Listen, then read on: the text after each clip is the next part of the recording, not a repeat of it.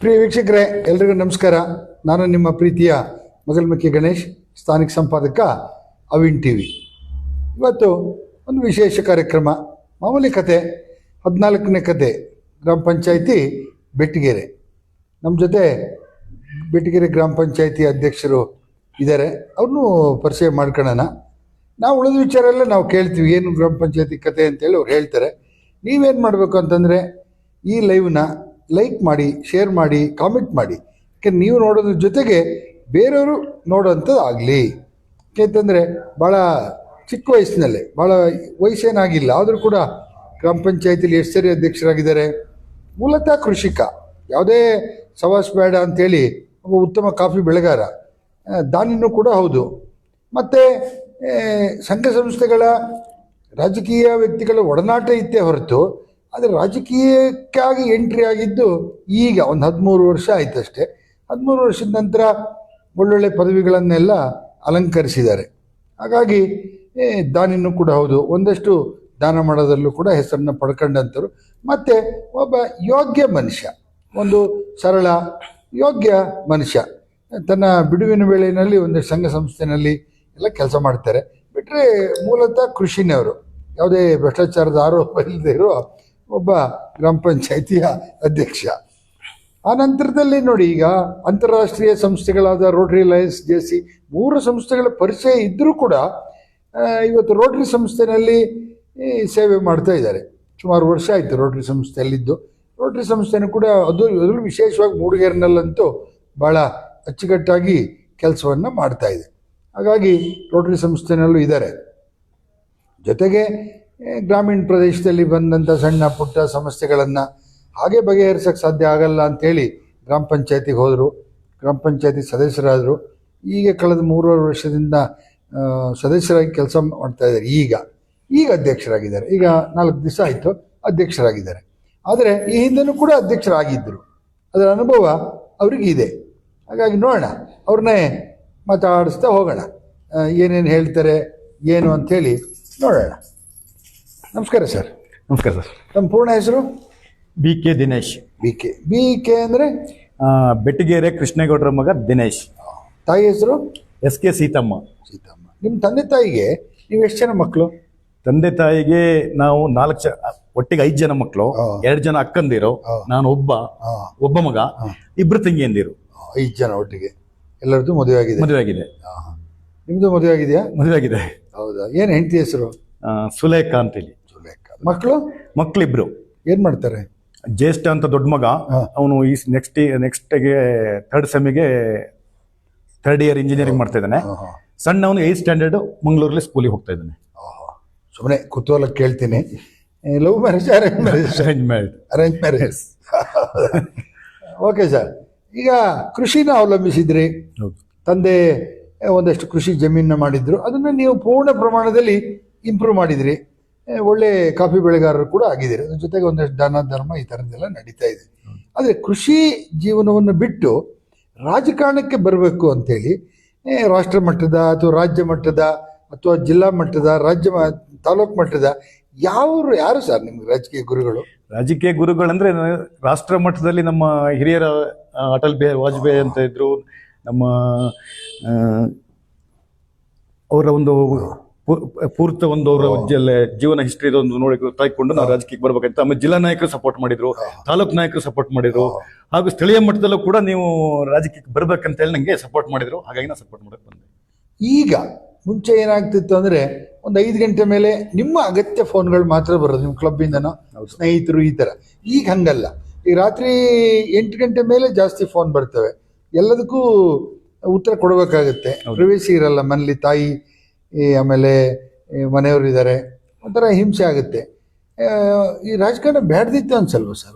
ಇಲ್ಲ, ಹಾಗೇನು ಅನ್ಸಲ್ಲ. ಆ ಥರದ ಕಿರಿಕಿರಿಯನ್ನು ನನ್ನ ಇಷ್ಟವರೆಗೂ ನನ್ನ ಒಂದು ಇಷ್ಟದಲ್ಲಿ ಏನು ಅನ್ಸಿಲ್ಲ. ಅದು ಕೆಲವೊಂದು ಸರಿ ಅನಿಸುತ್ತೆ.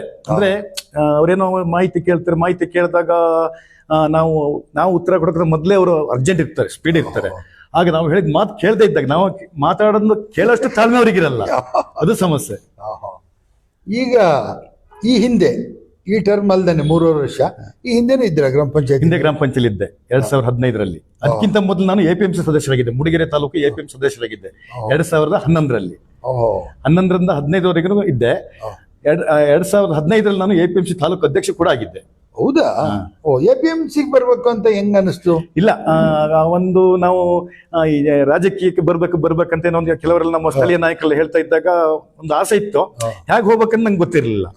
ಅದರಲ್ಲಿ ಏನಾಯ್ತು, APMC ಚುನಾವಣೆ ಬಂತು 2011ನೇ ಇಸ್ವಿಲಿ. ಆಗ ಸ್ಥಳೀಯ ನಮ್ಮ ಬಣಕಲ್ ಹೋಬಳಿಯವರು ನಾಯಕರುಗಳೆಲ್ಲ ಸೇರಿ ಒಂದು ಬೆಟಗೆರೆ ದಿನೇಶ್ APMC ಚುನಾವಣೆಗೆ ನಮ್ಮ ಭಾಗದ ಸದಸ್ಯನಾಗಬೇಕಂತ ಹೇಳ್ಕೊಂಡು ಒತ್ತಡ ತಂದ್ರು. ನಂಗೆ ಚುನಾವಣೆ ಅಂದ್ರೆ ಏನೋ ಗೊತ್ತಿಲ್ಲ, ರಾಜಕೀಯ ಅಂದ್ರೆ ಏನೋ ಗೊತ್ತಿಲ್ಲ. ಆಗ ಏನಾಯ್ತು, ನಮ್ಮ ಬಣಕಲ್ ಹೋಬಳಿ ಅಧ್ಯಕ್ಷ ರತೀಶ್ ಅಣ್ಣ ಇದ್ರು, ಆಮೇಲೆ ಬಣಕಲ್ ವಿಕ್ರಮ್ರವರಿದ್ರು, ಜಕ್ಲಿ ಜಗಣ್ಣರಿದ್ರು, ಕೊಟ್ಟಿಗೆ ತರುವೇಕ ಗ್ರಾಮ ಅಧ್ಯಕ್ಷ ಈಗಿನ ಅಧ್ಯಕ್ಷರು ಸತೀಶ್ ಅಣ್ಣವರಿದ್ರು. ಅವರೆಲ್ಲ ಸೇರಿ ನಂಗೆ ಒತ್ತಡ ತಂದ್ರು, ನೀನ್ಯಾಕೆ ಸದಸ್ಯನಾಗಬಾರ್ದು, ನೀನ್ಯಾಕೆ ಚುನಾವಣೆಗೆ ಬರಬಾರ್ದು ಅಂತೇಳಿ. ಒಂದು ನನ್ನ ಕನಸು ಇತ್ತು, ಒಂದು ಏನೋ ಚುನಾವಣೆ ಅಂತ ಬಂದಾಗ ಏನೋ ಒಂದಲ್ಲಿ ನನ್ಗೆ ಹಿಂದೆ ಒಂದು ಅನುಭವ ಆಗಿತ್ತು ಯಾರ್ದೋ ಒಂದು ಮಾತಿಂದ. ಹಾಗಾಗಿ ಒಂದು ಚುನಾವಣೆಗೆ ಬರ್ಬೇಕಂತ ಅನ್ನಿಸ್ತು. ಬಂದೆ. APMC ಚುನಾವಣೆಗೆ ಅಭ್ಯರ್ಥಿಯಾಗಿ ನಿಂತಾಗ ಅದೊಂದು ವಿಶೇಷ ಅಂದ್ರೆ, ಕಾಂಗ್ರೆಸ್ನಿಂದ ಒಬ್ರಿದ್ದು, JDS ಇಂದ ಒಬ್ರಿದ್ದು, BJP ನಾನಿದ್ದೆ. ನಾಮಿನೇಷನ್ ಫೈಲ್ ಮಾಡಾಯ್ತು. ನಾಮಿನೇಷನ್ ಫೈಲ್ ಮಾಡಿದ ತಕ್ಷಣ ಅಲ್ಲೆಲ್ಲ ಮಾತುಕತೆ ಕೂತಾಯ್ತು. ಅಲ್ಲಿ ಮೂರು ಪಾರ್ಟಿಯರಿದ್ರು. 3 ಪಾರ್ಟಿಯರಿದ್ದಾಗ ಬಾನಹಳ್ಳಿ ಅರುಣ್ ಅಂತ ಒಬ್ರಿದ್ರು ಕಾಂಗ್ರೆಸ್ ಕಡೆಯಿಂದ. ಅವರೇನೋ ಮಾತುಕತೆ ಮಾಡಿ ನನಗೆ ಬೇಡ ಅಂತ ಬಿಟ್ರು. ನಮ್ಮ ಹಳಿಕೆ ಅಶೋಕಣ್ಣವ್ರ ಪಾಪ ತೀರೋಗಿದ್ದಾರೆ. ಅವರಿಗೆ ನನಗೆ ಅವರು JDS ಇಂದ, ನಾನು BJP ಇಂದ ಅಂತ ಆಯ್ತು. ಹಿರಿಯರು, ತುಂಬಾ ಒಳ್ಳೆ ವ್ಯಕ್ತಿ. ಆಗ ಅಲ್ಲ ಮಾರೆ, ನನಗೂ ನಿನಗೆ ಬಿತ್ತಲ್ಲ ಮಾರೆ, ಎಂತದ ಕತೆ ಅಂತ ಹೇಳಿದ್ರು. ಇದೇ ರೀತಿನೇ ನಮ್ಮ ಹಳ್ಳಿಗಾಡು ಭಾಷೆ ಗೊತ್ತು. ಆಮೇಲೆ ಅದು ಅಷ್ಟಾಗಿ ಮಾಡ್ದಾಗ ಎಲ್ಲ ಹಿರಿಯ ನಾಯಕರೆಲ್ಲ ಇದ್ರು. ನಾಯಕರೆಲ್ಲ ಇದ್ದಾಗ ಅಶೋಕಣ್ಣ ಕನ್ವಿನ್ಸ್ ಮಾಡ್ತೀವಿ ಮಾರ, ನೀನು ಅಭ್ಯರ್ಥಿಯಾಗಿ ನೀವು ಒಪ್ಕೋಬೇಕು ಅಂದ್ರು. ಒಪ್ಕೋಬೇಕಂದಾಗ ನಮ್ಮ ದಾರದಲ್ಲಿ ಜಯಣ್ಣ ಇದ್ದರು. ಏನ್ ನೋಡ್ತೀಯ ಮಾರ, ಕಾಲಿಡಿಯ ಮಾರೆ ಅಂದ್ರು. ಒಂದೇ ಮಾತು. ಹಿರಿಯರಿದ್ರು, ಕಾಲಿಡದೆ ಆಶೀರ್ವಾದ ಮಾಡಿದ್ರು. ಹಾಗಾಗಿ ನಾನು ಚುನಾವಣೆ ಇಲ್ದಲೆ ಅವಿರೋಧ ಆಯ್ಕೆಯಾದೆ. ಈಗ APMCಗೆ ಬರೋಣ, ಗ್ರಾಮ ಪಂಚಾಯತಿಗೆ ಆಮೇಲೆ ಬರ್ತೀನಿ. APMCನಲ್ಲಿ ನೀವು ಬರೋದಕ್ಕಿಂತ ಮುಂಚೆ, ಆನಂತರ ನೀವು ಅಧ್ಯಕ್ಷರಾದ ಮೇಲೆ ಹೊಸದಾಗಿ APMC ಸ್ಟಾರ್ಟ್ ಆಗಿದ್ದು ಮೂಡಿಗೆರೆನಲ್ಲಿ. ಏನೋ ಒಂದಷ್ಟು ಇಂಪ್ರೂವ್ಮೆಂಟ್ ಆಯ್ತು ಸರ್? ಇಂಪ್ರೂವ್ಮೆಂಟ್ ಅಂದ್ರೆ ನಾವು ಬರೋದಕ್ಕಿಂತ ಮೊದಲ ಟರ್ಮ್ನೆಲ್ಲ ಈ ಕೃಷಿ ಜಮೀನಿಗೆ ರಸ್ತೆಗಳು, ಕಣದ ವ್ಯವಸ್ಥೆ ಎಲ್ಲ ಇತ್ತು. ರೈತರಿಗೆ ಬೇಕಾದಂತ ಅನುಕೂಲ ಏನ್ ಮಾಡ್ಬೇಕು ಅದೆಲ್ಲ ವ್ಯವಸ್ಥೆಗಳಿತ್ತು. ನಾವು ಬಂದಾಗ ಆ ತರದ ವ್ಯವಸ್ಥೆಗಳು ಕಡಿಮೆ ಇತ್ತು. ನಾವು ಬಂದಾಗ ಏನಂದ್ರೆ ಬರೀ ಏನು ಈ ಕಾಳುಮೆಣಸಿನ ಟ್ಯಾಕ್ಸ್, ಈ ಚೆಕ್ ಪೋಸ್ಟ್ ಅಲ್ಲಿ ತರಕಾರಿದು ಒಂದು ಏನು ಸುಂಕ ಬರುತ್ತೆ ಅದನ್ನು ವಸೂಲಿ ಮಾಡೋದು, ಇದೆಲ್ಲ ಇತ್ತು. ನಾನು ಅಧ್ಯಕ್ಷ ಇದ್ದಾಗ ಕಡಿಮೆ ಸುಂಕ ಬರ್ತಾ ಇತ್ತು. 1 ಕೋಟಿ ಟಾರ್ಗೆಟ್ ಕೊಟ್ಟಿದ್ರು. 1 ಕೋಟಿ ಟಾರ್ಗೆಟ್ ಕೊಟ್ಟಾಗ ಅದು 1 ಕೋಟಿನ ಮೀರಿ ಒಳ್ಳೆ ಕೃಷಿ ಉತ್ಪನ್ನ ಮಾರುಕಟ್ಟೆ ಅಂತ ಹೆಸರು ಬಂತು. ಈಗ ಕೃಷಿ ಉತ್ಪನ್ನ ಮಾರುಕಟ್ಟೆ ಸ್ಥಳೀಯವಾಗಿ ನಡೀತದಲ್ಲ, ಅದಕ್ಕೆ ಕಂದಾಯ ಅಥವಾ ಆದಾಯದ ಮೂಲ ಯಾವುದು ಸರ್? ಆದಾಯದ ಮೂಲ ಅಂದ್ರೆ ಈಗ ನಮ್ಮ ಮೂಡಿಗೆರೆಯಲ್ಲಿ ಅದೇ ಏನು ಕಾಳು ಮೆಣಸಿಂದ ಮಾತ್ರ ಒಂದು ಅತಿ ಹೆಚ್ಚಿನ ಆದಾಯ ಇತ್ತು. ಬಿಟ್ರೆ ಬೇರೆ ತರಕಾರಿ ಆಗ್ಲಿ, ನಮ್ದು ಏನು ಕೃಷಿ ಉತ್ಪನ್ನಗಳಾಗ್ಲಿ ಯಾವ್ದು ಬರ್ತಾ ಇರಲಿಲ್ಲ. ಅದೇ 1 ಕೋಟಿ ಚಿಲ್ಲರೆ ಬರ್ತದೆ. ಅದೇ ಬರ್ತಾ ಇತ್ತು. ಮತ್ತೆ ಸರ್ಕಾರದ ಅನುದಾನ ಇತ್ತು. ಇದು 1 ಕೋಟಿ ಚಿಲ್ಲರೆ ನನ್ನ ಅಧಿಕಾರಾವಧಿಯಲ್ಲಿ ಕ್ರೋಢೀಕರಿಸಿತ್ತು. ಈಗ APMC ಆದರೆ ಒಂದು ತಾಲೂಕು ಹೆಡ್ ಕ್ವಾರ್ಟರ್ಗೆ ಬಹಳಷ್ಟು ಬೆನಿಫಿಟ್ ಆಗುತ್ತೆ, ರೈತರಿಗೆ, ವ್ಯಾಪಾರಿಗಳಿಗೆ, ಹೀಗೆಲ್ಲ ಒಂದು ಮಾತಿದೆ. ಹೋರಾಟ ಮಾಡಿದವರು ಬಹಳಷ್ಟು ಜನ ಇದ್ದಾರೆ. ಹೋರಾಟ ಮಾಡಿದ್ರು, ಸರಿ, ರಾಜಕಾರಣಿಗಳು ಸಪೋರ್ಟ್ ಮಾಡಿದ್ರು, ಬಂತು APMC ಬಂದ ನಂತರ ಇಲ್ಲಿಯ ರೈತರಿಗೆ ಅಥವಾ ವ್ಯಾಪಾರಿಗಳಿಗೆ ಆದ ಅನುಕೂಲಗಳೇನು ಸರ್? ಅಂದ್ರೆ ಬಂದ್ರೆ ನಮಗೆ ತರಕಾರಿ ಬೆಳೆಗಳನ್ನ ಜಾಸ್ತಿಯಾಗಿ ಬೆಳೆದು ಇದಾದ್ರೆ ಬೆಳ್ಕೊಂಡು ವ್ಯಾಪಾರ ಮಾಡೋದಕ್ಕೆ ಒಂದು ಒಳ್ಳೆ ಸ್ಥಳ ಅದು. ಈಗ ಏನಾಗುತ್ತೆ ಅಂದ್ರೆ ಈಗ ತರಕಾರಿ ಬೆಳೆ ಆದ್ರೂ ಕೂಡ ನಮ್ಮ ಈಗ ಕೆಲವು ಬಾಳೆಕಾಯಿ ಮಂಡಿಗಳಿದಾವೆ. ಈಗ ನಮ್ಮ ಪಬ್ಲಿಕ್ಸ್ ಏನ್ ಮಾಡ್ತಾರೆ, ಅಂಗಡಿಗಳಿಗೆ ಹೋಗೋದು ಜಾಸ್ತಿ. ಏನು APMC ಯಾರ್ಡ್ಗಳಿಗೆ ಬರೋದು ಕಡಿಮೆ. ಯಾಕಂದ್ರೆ ಅದು APMC ಯಾರ್ಡ್ ಮಧ್ಯದಲ್ಲಿರೋದು, ಹೋಗೊಬ್ಬರ ವ್ಯವಸ್ಥೆ ಇರಲ್ಲ. ಈ ಸ್ಥಳೀಯ ಅಂಗಡಿಗಳಲ್ಲಿ ಏನ್ ಮಾಡ್ತಾರೆ ಅಂದ್ರೆ ಪಕ್ಕದಲ್ಲಿ ಅಂಗಡಿ ಇರುತ್ತೆ, ಡಂಪ್ ಮಾಡ್ತಾರೆ, ಅವರೇ ಬಂದು ತಗೊಂಡು ಹೋಗ್ತಾರೆ, ದಲ್ಲಾಳಿಗಳಿಲ್ಲ. ಹಾಗಾಗಿ ಒಂದು ಅನುಕೂಲ, ಒಂದು ಅನನುಕೂಲ.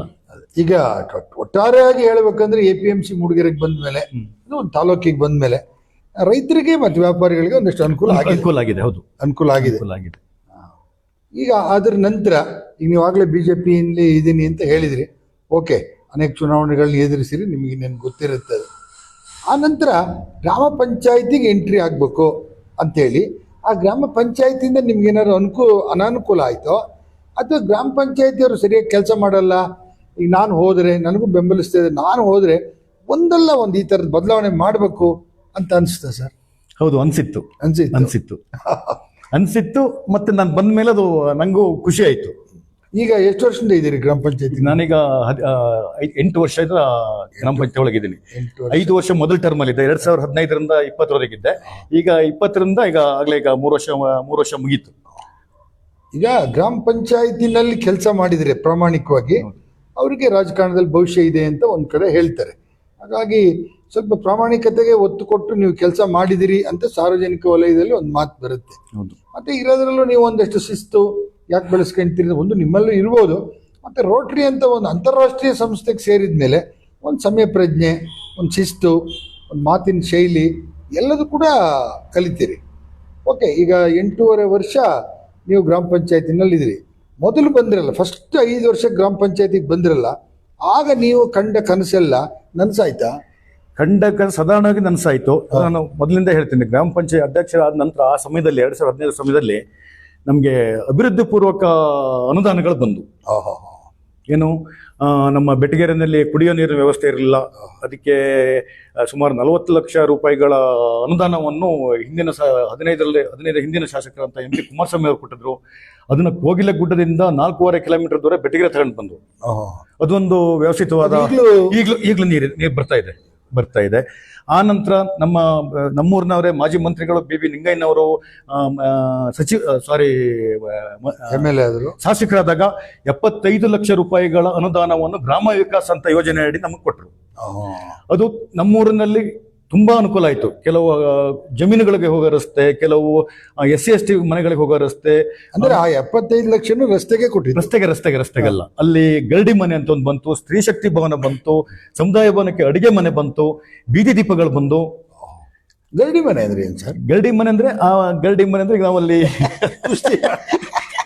ಅಲ್ಲ, ಚುನಾವಣೆಯಲ್ಲಿ ಕುಸ್ತಿ ಕೇಳಿವಿ, ಮತ್ತೆ ಯಾವಾಗಲೂ ಅಂದ್ರೆ ಅಭ್ಯಾಸ ಮಾಡೋರಿಗೆ ಒಂದು ಮನೆ, ಅದೊಂದು ಸರ್ಕಾರದೊಂದು ಆ ಸ್ಕೀಮ್ ಅಲ್ಲಿ ಅದು ಒಳಗೆ ಇತ್ತದು, ಅನುದಾನ ಕೊಡ್ಬೇಕು ಅಂತ. ಈಗಲೂ ಅದು ಬಿಲ್ಡಿಂಗ್ ಇದೆಯಾ? ಬಿಲ್ಡಿಂಗ್ ಇದೆ, ಆದ್ರೆ ಅದನ್ನ ಬಳಸೋರು ಕಡಿಮೆ, ಬಳಸೋರಿಲ್ಲ. ಈಗ ಗ್ರಾಮ ಪಂಚಾಯತಿಗೆ ಬಂದ್ರೆ ಈ 8.5 ವರ್ಷಗಳಲ್ಲಿ, ಆ ನಂತರ ಮತ್ತೆ 2ನೇ ಸರಿ ಗ್ರಾಮ ಪಂಚಾಯತಿಗೆ ಆಯ್ಕೆ ಆಗೋದು ಅಷ್ಟು ಸುಲಭದ ಮಾತಲ್ಲ. ತುಂಬಾ ಜನ ಮಾತಾಡಿ ನೋಡಿರಲಿಲ್ಲ, 18 ವರ್ಷ 19 ವರ್ಷ ಎಲ್ಲ ಮೆಂಬರ್ ಆದವ್ರು ಇದ್ದಾರೆ. ಆದ್ರೆ ಗ್ರಾಮ ಪಂಚಾಯತಿಲಿ 2ನೇ ಸರಿ ಮೆಂಬರ್ ಆಗೋದು ಅಷ್ಟು ಸುಲಭ ಅಲ್ಲ. ಯಾಕಂದ್ರೆ MLA MP ಆದ್ರೆ ಬಿಡಿ ಹೊರಗಡೆ ಹೋಗ್ತಾರೆ ಅಂತ, ಈ ಗ್ರಾಮದವರೇ ಬೆಳಗ್ಗೆ ಇದ್ರೆ ಅವನಿಗೆ ಮುಖ ತೋರಿಸ್ಬೇಕು, ಮತ್ತು ಅವನತ್ರನೇ ಓಟ್ ತಗೋಬೇಕು 5 ವರ್ಷ ಬಿಟ್ಟು.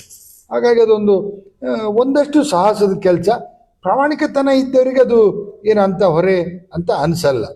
ಓಕೆ ಸರ್, ಗ್ರಾಮ ಪಂಚಾಯತಿಗೆ ಬಂದ್ರಿ, ಈಗ ಬಂದಮೇಲೆ ಇನ್ನೇನು ಮಾಮೂಲಿ. ಈಗ ನಿಮ್ಮಲ್ಲಿ ಬಾಕ್ಸ್ ಚರಂಡಿದು ಇಡೀ ಈ ಒಟ್ಟಾರೆ ನಿಮ್ಮ ಗ್ರಾಮ ಪಂಚಾಯತಿಯ ಜನಸಂಖ್ಯೆ ಎಷ್ಟು? ಒಟ್ಟಿಗೆ 2583. ಎಷ್ಟು ಊರು ಬರುತ್ತೆ? ಒಟ್ಟಿಗೆ 5 ಗ್ರಾಮ ಬರುತ್ತೆ, 5 ಊರು ಬರುತ್ತೆ. 5 ಗ್ರಾಮ ಬರುತ್ತೆ. ಈಗ ಸಾಮಾನ್ಯವಾಗಿ ಜನ ಇವತ್ತಿನ ವ್ಯವಸ್ಥೆಯಲ್ಲಿ ಒಂದಷ್ಟು ಶುಚಿತ್ವ, ಒಂದಷ್ಟು ನೀಟ್ನೆಸ್ಸಿಗೆ ಏನು ಈ ಬಾಕ್ಸ್ ಚರಂಡಿಗಳನ್ನ ಕೇಳ್ತಾರೆ. ನಿಮ್ಮ ಗ್ರಾಮ ಪಂಚಾಯತಿ ವ್ಯಾಪ್ತಿನಲ್ಲಿ ಬಾಕ್ಸ್ ಚರಂಡಿ ಕೊರತೆ ಇಲ್ವಾ? ಬಾಕ್ಸ್ ಚರಂಡಿ ಕೊರತೆ ಎಲ್ಲ ಉಂಟು. ಅದ್ರ ಅನುದಾನನೂ ಇದೆ. ಅದು ಹೆಚ್ಚಾಗಿ ಬರುವುದು NREG ಇಂದ ಬರ್ತಾ ಇರೋದು. NREG ಇಂದ ಬರೋ ಕಾರಣ ಸ್ವಲ್ಪ ಕೆಲವರೆಲ್ಲ ಸ್ವಲ್ಪ ಹಿಂಜರಿತಾರೆ, ಕೆಲವರು ಮಾಡ್ತಾರೆ. ಪೂರ ಆಗಿಲ್ಲ, ಮೇಜರ್ ಕೆಲಸಗಳು ಆಗಿದೆ. ಅದು ಯಾಕೆ NREG ದುಡ್ಡು ಲೇಟ್ ಅಂತ? ಇಲ್ಲ, ಲೇಟ್ ಅಂತಲ್ಲ, ಲೇಟ್ ಬರುತ್ತೆ. ಅದು ಏನೋ ವೈಯಕ್ತಿಕ ಕಾಮಗಾರಿಗಳು ಈ ಏನೋ 15 ಹಣಕಾಸು ಏನೋ ಬಂತು ಅಂತ ಅದಕ್ಕೆ ಅವರು ಸುಲಭವಾಗಿ ಬಿಲ್ ಆಗುತ್ತೆ ಅಂತ ಇದು ಮಾಡ್ತಾರೆ. ಇಲ್ಲ, ಆಗ್ತಾ ಹೆಚ್ಚು ಕಡಿಮೆ ಆಗ್ತಾ ಇದೆ. ನಮ್ಗೆ 24-25 ಯೋಜನೆಗೆ 90 ಲಕ್ಷ ರೂಪಾಯಿ ಅನುದಾನ ಈಗ ಇದಾಗಲೇ. ಈಗ ಪ್ರೆಸೆಂಟ್ ನಿಮಗೆ ಒಂದು ವರ್ಷಕ್ಕೆ 15ನೇ ಹಣಕಾಸಲ್ಲಿ ಎಷ್ಟು ಹಣ ಬರುತ್ತೆ? 16,28,000 ಬಂದಿದೆ. ಈಗ ಒಂದು ಬಾಕ್ಸ್ ಚರಂಡಿ ಅಲ್ಲದೇ ಈಗ ನಿಮ್ಮಲ್ಲಿ ಕೂಡ ಸರ್ಕಾರಿ ಬಸ್ ತಿರುಗ್ತಕ್ಕಂಥ ಒಂದು ರಸ್ತೆ, ಅದು ಅಲ್ಲಿ ಎರಡೂ ಕಡೆ ರಸ್ತೆನ ಬಾಕ್ಸ್ ಚರಂಡಿ ಅಲ್ಲದೇ ಅದನ್ನ ಕೊಚ್ಚೋದು, ಕ್ಲೀನ್ ಮಾಡಿಸೋದು, ಈ ಮಳೆಗಾಲದಲ್ಲಿ ಮೇ ಅಥವಾ ಜೂನಲ್ಲಿ ನೀವೇ ಪಂಚಾಯತಿ ವತಿಯಿಂದ ಅಥವಾ ತೋಟದವರಿಗೆ ಮನೆಯವರಿಗೆ ಹೇಳಿ ಆ ಥರದ್ದೇನೋ ಕ್ಲೀನ್ ಮಾಡಿಸ್ತೀರಾ ಸರ್? ಇಲ್ಲ, ನಮ್ಮಲ್ಲಿ ಹೆಚ್ಚಾಗಿ ಅಂತ ಇದಾಗೋದೇನು ಕಸ ಕಟ್ಟಿರೋದು ಕಡಿಮೆ. ಎಲ್ಲಿ ಬೆಟಗೇರಿ ಒಂದು ಊರೊಳಗೆ ಒಂದು ಸ್ವಲ್ಪ ಕಸ ಕಟ್ಟಿರೋದು ಇನ್ನು ಒಂದ್ಸರಿ ತೆಗೆದು ಮತ್ತೆ ಇದಾಗಿದೆ. ಇನ್ನು ಹೆಚ್ಚಿನವರೆಲ್ಲ ನಮ್ದು ರಸ್ತೆ ಭಾಗದ ರೋಡ್ ಸೈಡ್ ತೋಟಗಳಿರೋದ್ರಿಂದ ಹೆಚ್ಚಿನವರು ರಸ್ತೆ ಎಲ್ಲ ಕ್ಲೀನ್ ಮಾಡ್ತಾರೆ. ನಿಮ್ ಚರಂಡಿದೆ ಏನು ಸಮಸ್ಯೆ ಇಲ್ಲ. ಓಕೆ ಸರ್, ಈಗ ರಸ್ತೆಗೆ ಬರೋಣ. ರಸ್ತೆಗೆ ಬಂದರೆ ಅಷ್ಟು ನಿಮ್ಮ ಗ್ರಾಮ ಪಂಚಾಯತಿ ವ್ಯಾಪ್ತಿನಲ್ಲಿ ಎಲ್ಲ ಕೂಡ ರಸ್ತೆದು ಕೊರತೆ ಇಲ್ವಾ? ಕೊರತೆ ಇದೆ. ಅದು ನಮಗೆ ಮುಖ್ಯವಾಗಿ ಈಗ ನಮ್ಮ ಬೆಟಗೇರೆ ಗುಡ್ಡದ ಮನೆ ಅಂತ ಒಂದು ರಸ್ತೆ ಇದೆ. ಗುಡ್ಡದ ಮನೆಗೆ ಹೋಗೋ ಒಂದು 7-10 ಮನೆಗಳಿದಾವೆ. ಅದು ಈಗ ನನಗೆ ಗೊತ್ತಿರುವಾಗ ನಾನು 8 ವರ್ಷಗಳಿಂದ ಏನು ಮಾಡ್ಲಿಕ್ಕೆ ಆಗಿಲ್ಲ. ಕಾರಣ ಏನಂದ್ರೆ ಬೇರೆ ಅನುದಾನಗಳು ಇಲ್ಲ. ಈಗ ನಾವು ಗ್ರಾಮ ವಿಕಾಸ ಅಂತ ಹೇಳಿದ್ರೆ ಅದರಲ್ಲಿಂದ ಒಂದು 90 ಮೀಟರ್ ಒಂದು ರಸ್ತೆ ಮಾಡುದು. ಅದು ಬಿಟ್ಟರೆ ಮತ್ತೆ ಅಲ್ಲಿ ಅವರಿಗೆ ಆ ರಸ್ತೆಗಳು ಕೊಡ್ಲಿಕ್ಕೆ ಆಗಲಿಲ್ಲ. ಅಲ್ಲಿ ನೀರಿನ ಸಮಸ್ಯೆ ಇದೆ. ನೀರಿನ ಸಮಸ್ಯೆನೂ ಹಾಗೆ. ಅದಕ್ಕೂ ಹಾಗೇನೆ ನಾವು ಜಿಲ್ಲಾ ಪಂಚಾಯತ್ ತಾಲೂಕ್ ಪಂಚಾಯತ್ ಇದ್ದಾಗಲೂ ಒಂದು ಕೋಳೂರಿಗೆ ಒಂದು 4 ಲಕ್ಷ ರೂಪಾಯಿ ಚಿಕ್ಕದ ಒಂದು ಬಾವಿ ಮಾಡ್ಕೊಂಡು 8-10 ಮನೆಗೆ ಒಳ್ಳೆ ವಾಟರ್ ಸಪ್ಲೈ ಮಾಡಿದ್ದೀವಿ. ಆ ಥರದ ಯೋಜನೆ ಹಾಕಿದ್ದು ಅಷ್ಟೇ ಜಿಲ್ಲಾ ಪಂಚಾಯತ್ ತಾಲೂಕ್ ಪಂಚಾಯತ್ ಇಲ್ದಾಗ ಆಯ್ತು. ಬೇರೆ ಅನುದಾನ ನಮಗೆ ಬಂದಿಲ್ಲ. ಈಗ ನೀವು ಬಿಜೆಪಿ ಪಕ್ಷದಲ್ಲಿ ಗುರುತಿಸ್ಕೊಂಡಿರೋದ್ರಿಂದ ಗ್ರಾಮ ಪಂಚಾಯತಿಗೆ ಏನಾದ್ರು ಬರಲ್ಲ, ಆದರೂ ಚುನಾವಣೆ ಸಂದರ್ಭದಲ್ಲಿ ಇರುತ್ತೆ ಬಿಡಿ ಪಕ್ಷ ಅಂತ. ಅದು ಈಗಿರುವ ಶಾಸಕರು ನೀವು ಬಿ ಜೆ ಪಿ ಅಂತೇಳಿ ಅಥವಾ ಬೇರೆ ಕಾರಣಗಳಿಗಾಗಿ ಏನಾದ್ರು ಅನುದಾನ ತಡೆ ಹಿಡಿದಾರ? ಇಲ್ಲ, ನಾವು ಕೇಳಿದ್ರೆ ಅವರು ಕೊಡ್ತೀವಿ ಅಂತ ಅನುದಾನಕ್ಕೆ ಒಂದು ಪ್ರಾಮಿಸ್ ಮಾಡಿದ್ದಾರೆ. ಈಗ ಮತ್ತೆ ಮುಂದಿನ ದಿನಗಳಲ್ಲಿ ಅವರಲ್ಲಿ ಹೋಗ್ಬೇಕಂತ ಮಾತಾಡಿದ್ದೀವಿ. ಏನಾಗುತ್ತೆ ಅಂದ್ರೆ ಗ್ರಾಮ ಪಂಚಾಯತಿನಲ್ಲಿ ಒಗ್ಗಟ್ಟಿಂದ ಹೋದ್ರೆ ಅಲ್ಲಿ ಕಾಂಗ್ರೆಸ್ ಇರುತ್ತೆ, ದಳನ ಇರುತ್ತೆ, ಬಿಜೆಪಿನ ಇರುತ್ತೆ, ಅವ್ರು ಏನು ಮಾತಾಡಕ್ಕಾಗಲ್ಲ. ನೀವು ಒಬ್ಬೊಬ್ರು ಯಾವ್ದು ಬಿಜೆಪಿ ಅನ್ನೋದವರು. ಆದ್ರೂ ಇರೋ ವಿಚಾರ ಮತ್ತೆ ಇನ್ನೊಂದು ಏನಾಗಿದೆ ಅಂದ್ರೆ ನಾವು ಪ್ರಾಥಮಿಕ ಹಂತದಲ್ಲಿ ನಾವು ಹೇಳಿದಾಗ ಪಕ್ಷದೊಳಗೆ ಇದ್ದು ಈಗ ಮೊನ್ನೆ MLA ಚುನಾವಣೆ ಸ್ವಲ್ಪ ಗೊಂದಲಮಯ ಮಾತಾಡಿ ನಾವು ತಟಸ್ಥಾಗಿ ಸುಮ್ಮನೆ ಇದೀವಿ. ಈಗ ಏನಂತಾರೆ ನಮ್ಮನ್ನ JDS ಅಂತಾರೆ, ಅದೊಂದುಂಟು. ಏನಾದ್ರು ಅನ್ಲಿ, ಆದ್ರೆ ಗ್ರಾಮದ ಅಭಿವೃದ್ಧಿ ಕೆಲಸ ಮಾಡ್ತಕ್ಕಂಥ ಪ್ರಾಮಾಣಿಕರಿಗೆ ಇಲ್ಲ, ಯಾವುದೇ ಪಕ್ಷ ಇದ್ರೂ ನಮ್ಗೆ ಗೌರವ 100ಕ್ಕೆ 100 ಕೊಟ್ಟಿದೆ. ಅದ್ರ ಬಗ್ಗೆ ನಾವು ಸುಮ್ಮನೆ ಮಾತಾಡ್ದಲ್ಲ, ಗೌರವ ಕೊಟ್ಟಿದೆ. ನನ್ನ ಬಗ್ಗೆ ವಿಶ್ವಾಸ ಇದೆ, ನನ್ನ ಬಗ್ಗೆ ಗೌರವವಿದೆ, ಪಕ್ಷನೂ ಗೌರವನೂ ಕೊಟ್ಟಿದೆ. ಏನೋ ಸಣ್ಣ ಅಸಮಾಧಾನಗಳಿಂದ ಸ್ವಲ್ಪ ದೂರ ಆಗಿದ್ದಷ್ಟೇ. ಅದು ಇರುತ್ತೆ ಬಿಡಿ, ಊರಿದ್ದಲ್ಲಿ ಹೊಲಸಿರುತ್ತೆ ಅಂತಾರೆ, ಹಂಗಾಗಿ ಏನು ಮಾಡೋಕ್ಕಾಗಲ್ಲ. ಅದು ಇರುತ್ತೆ, ಏನು ಬಿಟ್ರೆ ಇನ್ನು ನಿಮ್ಮ ಎಲೆಕ್ಟ್ರಿಫಿಕೇಶನ್ ಎಷ್ಟು ಮೋಟ್ರ್ ಇದಾವೆ ಸರ್? ಮೋಟರ್ ಒಟ್ಟಿಗೆ ನಮ್ಮ 13 ಮೋಟರ್ ಇದಾವೆ. ಅಂದ್ರೆ ಈಗ ಇಡೀ ಗ್ರಾಮ ಪಂಚಾಯತಿ ಒಂದು ನ್ಯಾಚುರಲ್ ವಾಟರ್ ಇದೆ. ಈಗ ಇಡೀ ಗ್ರಾಮ ಪಂಚಾಯತಿ ವ್ಯಾಪ್ತಿನಲ್ಲಿ ಕುಡಿಯೋ ನೀರಿನ ಸಮಸ್ಯೆ ಎಲ್ಲೂ ಇಲ್ಲ. ಸಮಸ್ಯೆ ಅಲ್ಲಲ್ಲಿ ಬೇಸಿಗೆಯಲ್ಲಿ ಕಾಣ್ತದೆ, ಈಗ ಸದ್ಯಕ್ಕಿಲ್ಲ. ಒಂದು JJM ಅಂತೇಳಿ ಒಂದು ಜಲ್ ಜೀವನ್ ಮಿಷನ್ ಇಂದ ಎಲ್ಲ ಕಡೆ ಬಾವಿ ಆಗ್ತಾ ಇದೆ, ಪೈಪ್ಲೈನ್ ಆಗ್ತಾ ಇದೆ. ನಮ್ಮ ಬೆಟಗೇರಲ್ಲಿ ಒಂದು ಈಗ ನೆನೆಗುದಿಗೆ ಇದೆ. ನಿಮ್ಮ ಒಂದು ವಾಹಿನಿ ಮುಖಾಂತರ ಅದೊಂದು ನಮ್ಮ ಜಿಲ್ಲಾ ಪಂಚಾಯತ್ ಆಗಲಿ ಸರ್ಕಾರಕ್ಕೊಂದು ನಾನು ಅದನ್ನ ವಾಹಿನಿ ಮುಖಾಂತರ ಹೇಳ್ತಾ ಇದ್ದೀನಿ. ಅದ್ಯಾರು ಕಾಂಟ್ರಾಕ್ಟರ್ ಒಬ್ರು ಆದಮ್ ಅಂತ ಹೇಳಿ ಕಾಂಟ್ರಾಕ್ಟ್ ವಹಿಸ್ಕೊಂಡು 1 ವರ್ಷ ಆಯ್ತು. ಟ್ಯಾಂಕ್ ಮಾಡಿದ್ರೆ ಟ್ಯಾಂಕ್ ಸರಿ ಇಲ್ಲ. ಬೆಟಗೇರೆ ಒಂದು ಟ್ಯಾಂಕ್ ಮಾಡಿದ್ರೆ ಅದಕ್ಕೆ ವಾಟರ್ ಸಪ್ಲೈ ಕನೆಕ್ಷನ್ ಕೊಟ್ಟಿಲ್ಲ. ನಮ್ಮ AWL ಅಥವಾ ನೀರಾವರಿಗೆ ಸಂಬಂಧಪಟ್ಟ ಅಧಿಕಾರಿಗಳು ಕೂಡ ಸ್ಪಂದಿಸ್ತಿಲ್ಲ. ಹಾಗಾಗಿ ಅದೊಂದು ನಾನು ಈ ವಾಹಿನಿ ಮುಖಾಂತರ ಎಲ್ಲ ಕಡೆನೂ ಗೊತ್ತಾಗ್ಲಿ ಅಂತೇಳಿ ನಿಮ್ಮ ಮುಂದೆ ಹೇಳ್ತಾ ಇದ್ದೀನಿ. ನೋಡಿ ಗುತ್ತಿಗೆದಾರ ಆದಮ್ ಅವರೇ, ಈಗಲೇ ಈಗ ನೋಡ್ತಾ ಇದ್ರೆ ನಿಮಗೆ ವಿಚಾರ ಗೊತ್ತಾದ್ರೆ ಕೂಡಲೇ ಅದನ್ನ ಸರ್ ಮಾಡಿ. ಹಣ ಬಂದಿಲ್ಲ ಅಂತ ಕೆಲಸ ಯಾಕೆ ಮಾಡಿದಿರಿ? ಈಗ ತುಂಬ ಗುತ್ತಿಗೆದಾರದ್ದು ಇದೇನೆ, ಅಷ್ಟು ಹಣ ಬಂದಿದ್ದು ಅಷ್ಟು ಮಾಡಿವಿ, ಮುಂದಕ್ಕೆ ಬಂದಿಲ್ಲ ಅಂತ. ಹಂಗಿಲ್ಲ, ವರ್ಕ್ ಆರ್ಡರ್ ಇಲ್ದೇ ಯಾಕೆ ಕೆಲಸ ಮಾಡಿದಿರಿ? ನಿಮಗೂ ಒಂದಷ್ಟು ಕಾಮನ್ ಸೆನ್ಸ್ ಇರ್ಬೇಕು ತಾನೆ. ಒಂದು ಮನೆಯದಲ್ಲ, ನಿಮ್ಮ ಮನೆಯದಲ್ಲ, ಒಂದು ಮನೆ ದಿನೇಶನ ಮನೆಗೆ ನೀರಲ್ಲ, ಒಂದು ಊರಿಗೆ ಒಂದಷ್ಟು ಸಮಸ್ಯೆಗಳನ್ನ ಕೇಳ್ತಿರೋ ಜನಗಳಿಗೆ ಅದು. ಹಾಗಾಗಿ ನೀವು ಅಂಥ ಕೆಲಸಗಳನ್ನು ದಯವಿಟ್ಟು ಒಂದು ಆಗುತ್ತೆ ಅಂತೇಳಿ ಇಲ್ಲದ್ರೆ ಕೈ ಬಿಡಿ. ಇದ್ರೆ ಬೇರೆ ಹತ್ರನಾರು ಮಾಡಿಸ್ತಾರೆ. ಸುಮ್ಮನೆ ನೀವು ಕೆಲಸ ಮಾಡ್ತೀವಿ ಅಂತೇಳಿ ನೆನೆಗುದಿಗೆ ಬಿದ್ದರೆ ಅವ್ರದ್ದು ಟರ್ಮ್ ಮುಗಿದೋಗುತ್ತೆ. ಮತ್ತು ನಾಳೆ ಕೆಟ್ಟ ಹೆಸರು ಕೇಳೋದು ಅವರು. ಗುತ್ತಿಗೆದಾರ ಸರಿ ಇಲ್ಲ ಅಂತ ಹೇಳಲ್ಲ, ಜನಪ್ರತಿನಿಧಿ ಸರಿ ಇಲ್ಲ ಅಂತ ಹೇಳ್ತಾರೆ. ನಾಳೆ MLAಗೋ ಇನ್ನೊಬ್ರಿಗೆ ದೂರು ಕೊಡ್ತಾರೆ. ಹಾಗಾಗಿ ಅದು ಪಕ್ಷ ಏನೆಲ್ಲ ಆಮೇಲೆ ಬರುತ್ತೆ, ಅದು ಊರು ಈ ಥರ ಎಲ್ಲ ಬರುತ್ತೆ. ಹಾಗಾಗಿ ದಯವಿಟ್ಟು ಆದಮ್ ಅವರೇ, ನೀವು ಆದಷ್ಟು ಬೇಗ ಆ ಕೆಲಸವನ್ನು ಮಾಡಿ. ಇಲ್ಲ ಅಂದರೆ JJM ಅಂತಕ್ಕಂಥ ಒಂದು ಒಳ್ಳೆ ಯೋಜನೆಗೆ ನೀವೇ ಕೊಳ್ಳಿ ಇಟ್ಟಂಗೆ ಆಗುತ್ತೆ. ಅದು ನಿಮ್ಮಂಥ ಗುತ್ತಿಗೆದಾರರಿಂದನೇ ಈ ಥರ ಅನ್ಯಾಯಗಳಾಗಂಥದ್ದು. ಅದನ್ನು ಅಧ್ಯಕ್ಷರು ನೇರವಾಗಿ ಹೇಳಿದ್ದಾರೆ. ಯಾವ ಅಧ್ಯಕ್ಷರು ಇದುವರೆಗೂ ಹೇಳಿರಲಿಲ್ಲ ನೋಡಿ. ಓಕೆ ಸರ್, ಇನ್ನೂ ಮುಂದುವರೆದು ಈಗ ವಸತಿ ಎಲ್ಲಿ ಇಡೀ ಇಂಡಿಯಾದಲ್ಲಿದೆ, ಅದು ಬೇರೆ ವಿಚಾರ. ಆದರೆ ಕರ್ನಾಟಕಕ್ಕೆ ತಗೊಂಡ್ರೆ, ನಮ್ಮ ಬೆಟಗೇರೆ ಗ್ರಾಮ ಪಂಚಾಯತಿಗೆ ತಗೊಂಡ್ರೆ, ನಿಮ್ಮ ಟೇಬಲ್ ಮೇಲೆ ಎಷ್ಟು ನಿವೇಶನ ಬೇಕು ಅಂತ ಅರ್ಜಿ ಇದ್ದಾವೆ? ಈಗಿನ ಪರಿಸ್ಥಿತಿಯಲ್ಲಿ 150ಕ್ಕೂ ಹೆಚ್ಚು ಅರ್ಜಿಗಳಿದೆ. ಒಂದು 95 ಅರ್ಜಿಗಳು ವಿಲೇವಾರಿ ಮಾಡಿ ನಾವು ಅದಕ್ಕೆ ಒಂದು ಸೈಟ್ ಅಂತ ಹೇಳಿ ಮಾಜಿ ಸಚಿವರಾದ BB ನಿಂಗಯ್ಯನವರು ಶಾಸಕರಾಗಿದ್ದಾಗ ಅಳಿಕೆ ಸರ್ವೆ ನಂಬರ್ 1 ಹೊರಟ್ಟಿಯಲ್ಲಿ 5 ಎಕರೆ ಜಾಗ ಸ್ಯಾಂಕ್ಷನ್ ಮಾಡ್ರೆ. ಅದಕ್ಕೆ 95 ಜನಗಳಿಗೆ ಅದನ್ನ ನಾವು ಫಿಕ್ಸ್ ಮಾಡಿ ಇಟ್ಟಿದ್ವಿ. ಅದನ್ನ ಹೇಗೆ ಅಂದ್ರೆ ನಾವು ಸೈಟ್ ಒಳಗೆ ಇರ್ತೇವೆ, ಹೊರಗೆ ಇರ್ತೇವೆ. ಹಾಗಾಗಿ ಲಾಟ್ರಿ ಮುಖಾಂತರ ಅದನ್ನ ಅವರಿಗೆ ಫಿಕ್ಸ್ ಮಾಡಿ ಇನ್ನೊಂದು ತಿಂಗಳಲ್ಲಿ ಅದನ್ನ ಜಾರಿ ಮಾಡ್ಬೇಕಂತೇಳಿ ನಾವು ಒಂದು ಪ್ಲಾನ್ ಮಾಡ್ಕೊಂಡಿದ್ದೇವೆ. Okay sir, very good. ನೀವು 95 ಸೈಟ್ನ ಇನ್ನೊಂದು ತಿಂಗಳಲ್ಲಿ ಕೊಡ್ತೀರಿ ಅಂದರೆ ನಿಜವಾಗ್ಲೂ ಬಹಳ ಆಶಾದಾಯಕವಾಗಿದ್ದಾರೆ. ಯಾಕೆಂತಂದ್ರೆ ನಿಮಗೆ ಪ್ರೋಸೆಸ್ ಆಗಿದೆ. ಈಗ ನೋಡಿ, ಒಂದು ಮಾಜಿ ಸಚಿವರ ಊರು, 3 ಸರಿ MLA ಆದಂಥ ಸಚಿವರಾದಂಥ ಊರಲ್ಲಿ ಈ ಥರ ಸಮಸ್ಯೆಗಳು ಬರಲೇಬಾರ್ದು. ರಸ್ತೆ ಅಂತೂ ಇತ್ತೀಚೆಗೆಲ್ಲ ಆಗಿದೆ. ಹಾಗಾಗಿ ನೀವು ಈಗ MLA ಅವ್ರನ್ನೇ ಕೇಳಬೇಕು ಅಂತ ಏನಿಲ್ಲ, ಅವರು ಆಡಳಿತ ಪಕ್ಷದಲ್ಲೇ ಇರೋದ್ರಿಂದ ನೀವು ಅವ್ರನ್ನೂ ಒಂದಷ್ಟು ಗಮನದಲ್ಲಿ ಇಟ್ಕೊಂಡು ಊರಿನ ಅಭಿವೃದ್ಧಿಗೆ ಒಂದಷ್ಟು, ಈಗ ಅವರ ತಂದೆ ತಾಯಿ ಹೆಸರಿನಲ್ಲಿ ಸ್ಕೂಲ್ ಇದೆ, ಹಾಗಾಗಿ ನೋಡಿ ಯೋಚನೆ ಮಾಡಿ. ಓಕೆ ಸರ್, ಹಾಗಾದರೆ ಈಗ ಒಂದು ವಸತಿದು ಒಂದು ಪ್ರಾಬ್ಲಮ್ ಸಾಲ್ವ್ ಆಗುತ್ತೆ. ಈಗ ಅದು 95 ಸೈಟ್ ಆಗುತ್ತೆ ಸರ್. 95 ಈ ಉಳಿದದ್ದಕ್ಕೆ ನಾವು ಬೆಟಗೇರಿ 85 ಸರ್ವೆ ನಂಬರ್ಲಿ ಒಂದು 5 ಎಕರೆ ಜಾಗ ಕೇಳಿದ್ವಿ. ಅದು ಹಿಂದೆ ನಾನು ಅಧ್ಯಕ್ಷ ಆಗಿದ್ದಾಗಲೇ ಅದು ಒಂದು ಅಹವಾಲು ಇಟ್ಟದ್ದು. ಅದು ಇಷ್ಟವರೆಗೆ ಯಾವುದೇ ಸರ್ಕಾರ ಬಂದ್ರು ಕೂಡ ಅದನ್ನ ಇಷ್ಟವರೆಗೆ ಗಮನ ಹರಿಸಲಿಲ್ಲ. ಅದು ಯಾರು ಸರ್, ಅದು MLA ಗಳ ಕಾರಣನ ಅಥವಾ ಅಧಿಕಾರಿಗಳು? ಇಲ್ಲ, ಅಧಿಕಾರಿಗಳು ಅವ್ರ ಗಮನಕ್ಕೆ ತರಬೇಕು. ನಾವೇನ್ ಮಾಡ್ತೀವಿ ಅಂದ್ರೆ ಯಾವುದೇ ಅರ್ಜಿ ಬಂದ್ರು ಕೂಡ ನಿವೇಶನಕ್ಕೆ ಸಂಬಂಧಪಟ್ಟ ಬಂದ ತಕ್ಷಣ ನಾವು ತಾಲೂಕು ಆಡಳಿತಕ್ಕೆ ಕಳಿಸ್ಬಿಡ್ತೀವಿ. ಅವ್ರು ಅದನ್ನ ಸರಿಪಡಿಸಲ್ಲ. ತಾಲೂಕು ಆಡಳಿತ ಸರಿಪಡಿಸಲ್ಲ. ನೋಡಿ, ಅದು ಯಾರು ಸಂಬಂಧಪಟ್ಟ ಅಧಿಕಾರಿಗಳು? ಆ MLA ಅಷ್ಟು ಈಗ ನೋಡಿದಿಲ್ಲ, 30-40 ಬಡ್ಕೊಂತಾರೆ ಬಂದು, ನೀವು ಅಲ್ಲಿ ಜಾಗಿಲ್ಲ ಇಲ್ಲಿ ಜಾಗಿಲ್ಲ ಅಂತ ಹಿಂಗೆಲ್ಲ ಹೇಳಿ ಹಚ್ಚಾಕಿ ಒಟ್ರಾಸಿ ಜಾಗ ಸರ್ವೆ ಬೇರೆ ಯಾರಿಗೆ ಬೇಕಾದ್ರೂ ಮಾಡಿಕೊಡ್ತೀರಿ. ಅವನು ಅರ್ಜಿನ ಕೊಡದೇ ಇದ್ರು ಕೂಡ ಅವ್ನು 53 ಅಲ್ಲಿ ಇಲ್ಲಿ ಶಾಂಕ್ಷನ್ ಮಾಡಿಕೊಡ್ತೀರಿ. ಅದು ನಿಜವಾಗಿ ಒಬ್ಬ ನಿವೇಶನ 30-40-60 ಅವನೇನು ಬೇರೆ ಏನು ಕೇಳ್ತಾ ಇದ್ದಾನೆ? 10 ಎಕರೆ ಜಾಗ ಕೇಳ್ತಾ ಇಲ್ಲ ಇವತ್ತು. ಹಾಗಾಗಿ ಇವತ್ತಿನ ಯಂಗ್ಸ್ಟರ್ಸ್ಗೆ ಒಂದು ಬದುಕೋದಕ್ಕೆ, ಒಂದು ಇರೋದಕ್ಕೆ ಒಂದು ಮನೆ, ಸರ್ಕಾರ ಮನೆ ಕೊಡುತ್ತೆ, ಮತ್ತು ಬೇರೆ ಕಟ್ಕೊಂತಾರೆ, ಏನೋ ಮಾಡ್ತಾರೆ.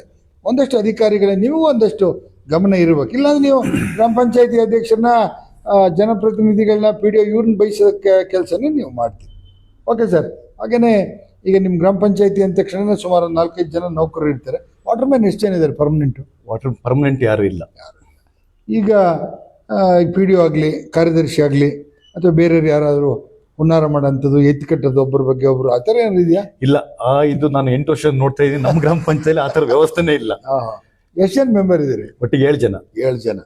ಆ ಥರ ಏನಿಲ್ಲ. ಏನಿಲ್ಲ. ಆಮೇಲೆ ಕೆಲವೊಂದು ಸಂದರ್ಭದಲ್ಲಿ ಏನು ಮಾಡ್ತಾರೆ, ಈಗ ನೋಡ್ತೀರಲ್ಲ ನೀವು, ಗ್ರಾಮ ಪಂಚಾಯತಿಲಿ ಭ್ರಷ್ಟಾಚಾರ ಆಯಿತು, ಹಂಗಾಯ್ತು ಹಿಂಗಾಯ್ತು ಅಂತ ಮಾಧ್ಯಮದಲ್ಲಿ ಪತ್ರಿಕೆಯಲ್ಲೆಲ್ಲ ನೋಡ್ತೀರಿ. ಹಾಗಾದರೆ ಒಂದು ಗ್ರಾಮ ಪಂಚಾಯತಿಲಿ ಭ್ರಷ್ಟಾಚಾರ ಆಗೋದಕ್ಕೆ ಈಗ ನಿಮ್ಗೆ 8 ವರ್ಷದ ಒಂದು ಅನುಭವ ಇದೆ. ಹಾಗಾಗಿ ಸಾಧ್ಯನಾ ಸರ್? ನನ್ನ ಅನುಭವದ ಪ್ರಕಾರ ಸಾಧ್ಯನೇ ಇಲ್ಲ. ಯಾಕಂದ್ರೆ ಪ್ರತಿಯೊಂದಕ್ಕೂ ಡೀಟೇಲ್ ಇರ್ತದೆ. ಏನೇನ್ ಮಾಡ್ಬೇಕು ಅದನ್ನೆಲ್ಲ ನಮ್ಮ PDO, ನಮ್ಮ ಬೇರೆ ವಿಚಾರ ಗೊತ್ತಿಲ್ಲ. ನಮ್ಮ PDO ಒಳ್ಳೆ ವ್ಯಕ್ತಿ. ಮತ್ತೆ PDOಗಳೇ ಸರಿ ಇಲ್ಲ, PDOಗಳೇ ಭ್ರಷ್ಟಾಚಾರಿಗಳು ಅಂತೆಲ್ಲ ಹೇಳಿ ಇಲ್ಲ. ಅದು ಯಾವುದೇ ಕಾರಣಕ್ಕೂ ಭ್ರಷ್ಟಾಚಾರಿಗಳಿಗೆ ಚಾನ್ಸೇ ಇಲ್ಲ ನನ್ನ ಅನುಭವದ ಪ್ರಕಾರ. ಓಕೆ. PDOಗಳಿಗೆ ಯಾರಾದ್ರೂ ಕೂಡ ನಾನು ಹೇಳ್ತೇನೆ, ಯಾವುದೇ PDO, ನಮ್ಮ PDO ಆಗಲಿ, ಯಾವ ಸಿಬ್ಬಂದಿಗಳಾಗ್ಲಿ, ಪಬ್ಲಿಕ್ ಅಲ್ಲಿ ಯಾರಾದ್ರೂ ದುಡ್ಡು ಕೇಳಿದ್ರೆ, ದುಡ್ಡೇನು ಜಾಸ್ತಿ 1000-2000 ಕೇಳಕ್ ಬರಲ್ಲ. ಏನೋ ಬಂದೆ ಈಗ ಆ ಥರದ್ದೇನೋ ವ್ಯವಸ್ಥೆ ಇದ್ರೆ ನೀವು ನನ್ನಲ್ಲಿ ಹೇಳಿ, ನೇರವಾಗಿ ಜನಗಳು ಹೇಳಿ ಅಂತಲೇ ಹೇಳಿರೋದು. ಹಾಗಾಗಿ ನಮ್ಮಲ್ಲಿ ಈಗ 8 ವರ್ಷಗಳು ನಡೆಸ್ಕೊ ಬಂದಿದ್ದೀನಿ. Okay sir. ಈಗ ನೋಡಿ, PDOಗಳಾಗಲಿ ಇನ್ನೊಬ್ಬರಾಗಲಿ ದುಡ್ಡು ಕೇಳಿದರೆ ನೇರ ಅಧ್ಯಕ್ಷರಿಗೆ ಹೇಳಿ ಅಂತ. ಇನ್ನೊಂದು ಸರ್, ಈಗ ಗ್ರಾಮ ಸಭೆ ಮತ್ತು ವಾರ್ಡ್ ಸಭೆ ಮಾಡ್ತೀರಾ ಸರ್? ಹೌದು. ವಾರ್ಡ್ ಸಭೆಯಲ್ಲಿ ಗಲಾಟೆ ಆಗುತ್ತಾ? ವಾಟ್ಸಪ್ ಗಲಾಟೆ ಇತ್ತೀಚಿನ ದಿನಗಳಲ್ಲಿ ಏನಂದ್ರೆ ಬೇಸತ್ತು ಬಿಟ್ಟಾರೆ ಜನ. ಹೌದು. ಯಾಕಂದ್ರೆ ಏನು ಅನುದಾನ ಇಲ್ಲ. ಇವ್ರು ಹೋದ ಸರಿ ಏನೋ ಮಾಡಿದ್ರು, ಈ ಸರಿ ಮತ್ತೆ ಬಂದು ಕೂತಾರೆ ನಮ್ಮಲ್ಲಿ. ಅವ್ರ ಊರಿಗೆ ಹೋಗಿ ನಾವು ಹಿಡ್ಕೊಬಾರ ಬನ್ನಿ ಅಂತ ಹೇಳಿ. ಯಾಕಂದ್ರೆ ಅನುದಾನ ಇಲ್ಲ ಅಂತ ಕಾರಣ. ಯಾಕಂದ್ರೆ ಪ್ರತಿಯೊಂದು ಕೂಡ ಸರ್ಕಾರ ನಮ್ಗೆ ಆದೇಶ ಕೊಡುತ್ತೆ. ಏನೇ ಇದು ಬಂದ್ರು ಈಗ 16ನೇ ಹಣಕಾಸು 15ನೇ ಹಣಕಾಸು ಅಂತೇಳಿ ಹಣಕಾಸಿಗೆ ಒಂದೊಂದು ಇದಕ್ಕೆ ಒಂದೊಂದು ಇದು ಹಾಕಿ ಕಳಿಸ್ತಾರೆ. ಈಗ ಜನಗಳಿಗೆ ಹೇಳಕ್ ಹೋದ್ರೆ ನೋಡಿ, ನಮ್ಮಲ್ಲಿ ಈ ತರ ವ್ಯವಸ್ಥೆ ಇಲ್ಲ, ಅದಕ್ಕೊಂದು ಬೇರೆ ಇದಿದೆ, ಬೇರೆ ರೀತಿ ಇದೆ ಉಂಟು ಅಂತ ಹೇಳಿ ನಾವು ಇವ್ರೇನೋ ಬಂದೇನೋ ಇವತ್ತು ಬೆಳಿಗ್ಗೆ ಇನ್ನೇನಾಗ್ಲ ನಮ್ಮ ಅಧ್ಯಕ್ಷರಾಗಿ 3 ದಿವಸ ಆಗಿಲ್ಲ, ಆಗ್ಲೇನೆ ಮೊನ್ನೆ ಒಬ್ರು ಏನೋ ಒಂದು ವಿಚಾರ ಮಾಡಿದ್ರು. ಇವತ್ತು ಬೆಳಿಗ್ಗೆ ಒಬ್ರು ಫೋನ್ ಮಾಡಿದ್ರು ತೋಟಕ್ಕೆ, ಅಧ್ಯಕ್ಷರೇ ನೋಡಿ ನಂಗೆ 3 ಲಕ್ಷ ರೂಪಾಯಿ ನಮ್ಮ ಮನೆ ಹತ್ರ ಗದ್ದೆಗೆ ಹೋಗೋ ರಸ್ತೆ ಜಾರಿ ಹೋಗಿದೆ, ಅದಕ್ಕೊಂದು ರಿವಿಟ್ಮೆಂಟ್ ಆಗ್ಬೇಕು, ಮತ್ತೆ ಮೆಟ್ಲುಗಳು ಮಾಡ್ಕೊಡ್ಬೇಕು, 3 ಲಕ್ಷ ಬೇಕು ಅಧ್ಯಕ್ಷ, ಏನಾರ ಮಾಡಿ ಅಂತ ಹೇಳಿ. ಈಗ ಅನುದಾನ ಇಲ್ದಾಗ ನಾವು ಉಂಟು ಅನ್ನೋದಕ್ಕಲ್ಲ, ಮಾಡ್ಕೊಡ್ತೀವಿ ಅಂತಲ್ಲ. ಈಗ ಹಂಗದೀಗ ನಾವೊಂಥರ ಗ್ರಾಮ ಪಂಚಾಯತ್ ಅಧ್ಯಕ್ಷ ಸದಸ್ಯಗಳ ಒಂಥರ ಎಲ್ಲ ಹೇಳ್ತಾರಲ್ಲ, ಅಡಿಕೆ ಕತ್ತರಿಸಿ ಸಿಗಾಕಿದಂಗೆ ಆಗಿದೆ. Okay sir. ಹಾಗಾಗಿ ಆ ಥರದ್ದು ಜಾಸ್ತಿ. ಮತ್ತೆ ನಿಮ್ಮ ಗ್ರಾಮ ಸಭೆ ಮಾಡೋದಕ್ಕೆ ನಾನು ಕೇಳಿದಂಗೆ ಎಲ್ಲ ಅಧ್ಯಕ್ಷರುಗಳದ್ದು ಒಂದೇ ಸಮಸ್ಯೆ, ಗಲಾಟೆ ಮಾಡ್ತಾರೆ ಸರ್ ಜನ ಅಂತ. ಅಂದರೆ ಹೇಳಿ ಗಲಾಟೆ ಮಾಡೋಂಥದ್ದು ಫಸ್ಟು ನಿವೇಶನದವರು. ಎಷ್ಟು ವರ್ಷ ಆಯ್ತು ಸರ್? 15-20 ವರ್ಷ ಆಯಿತು ನಿವೇಶನ ಕೊಡ್ದೇನೆ.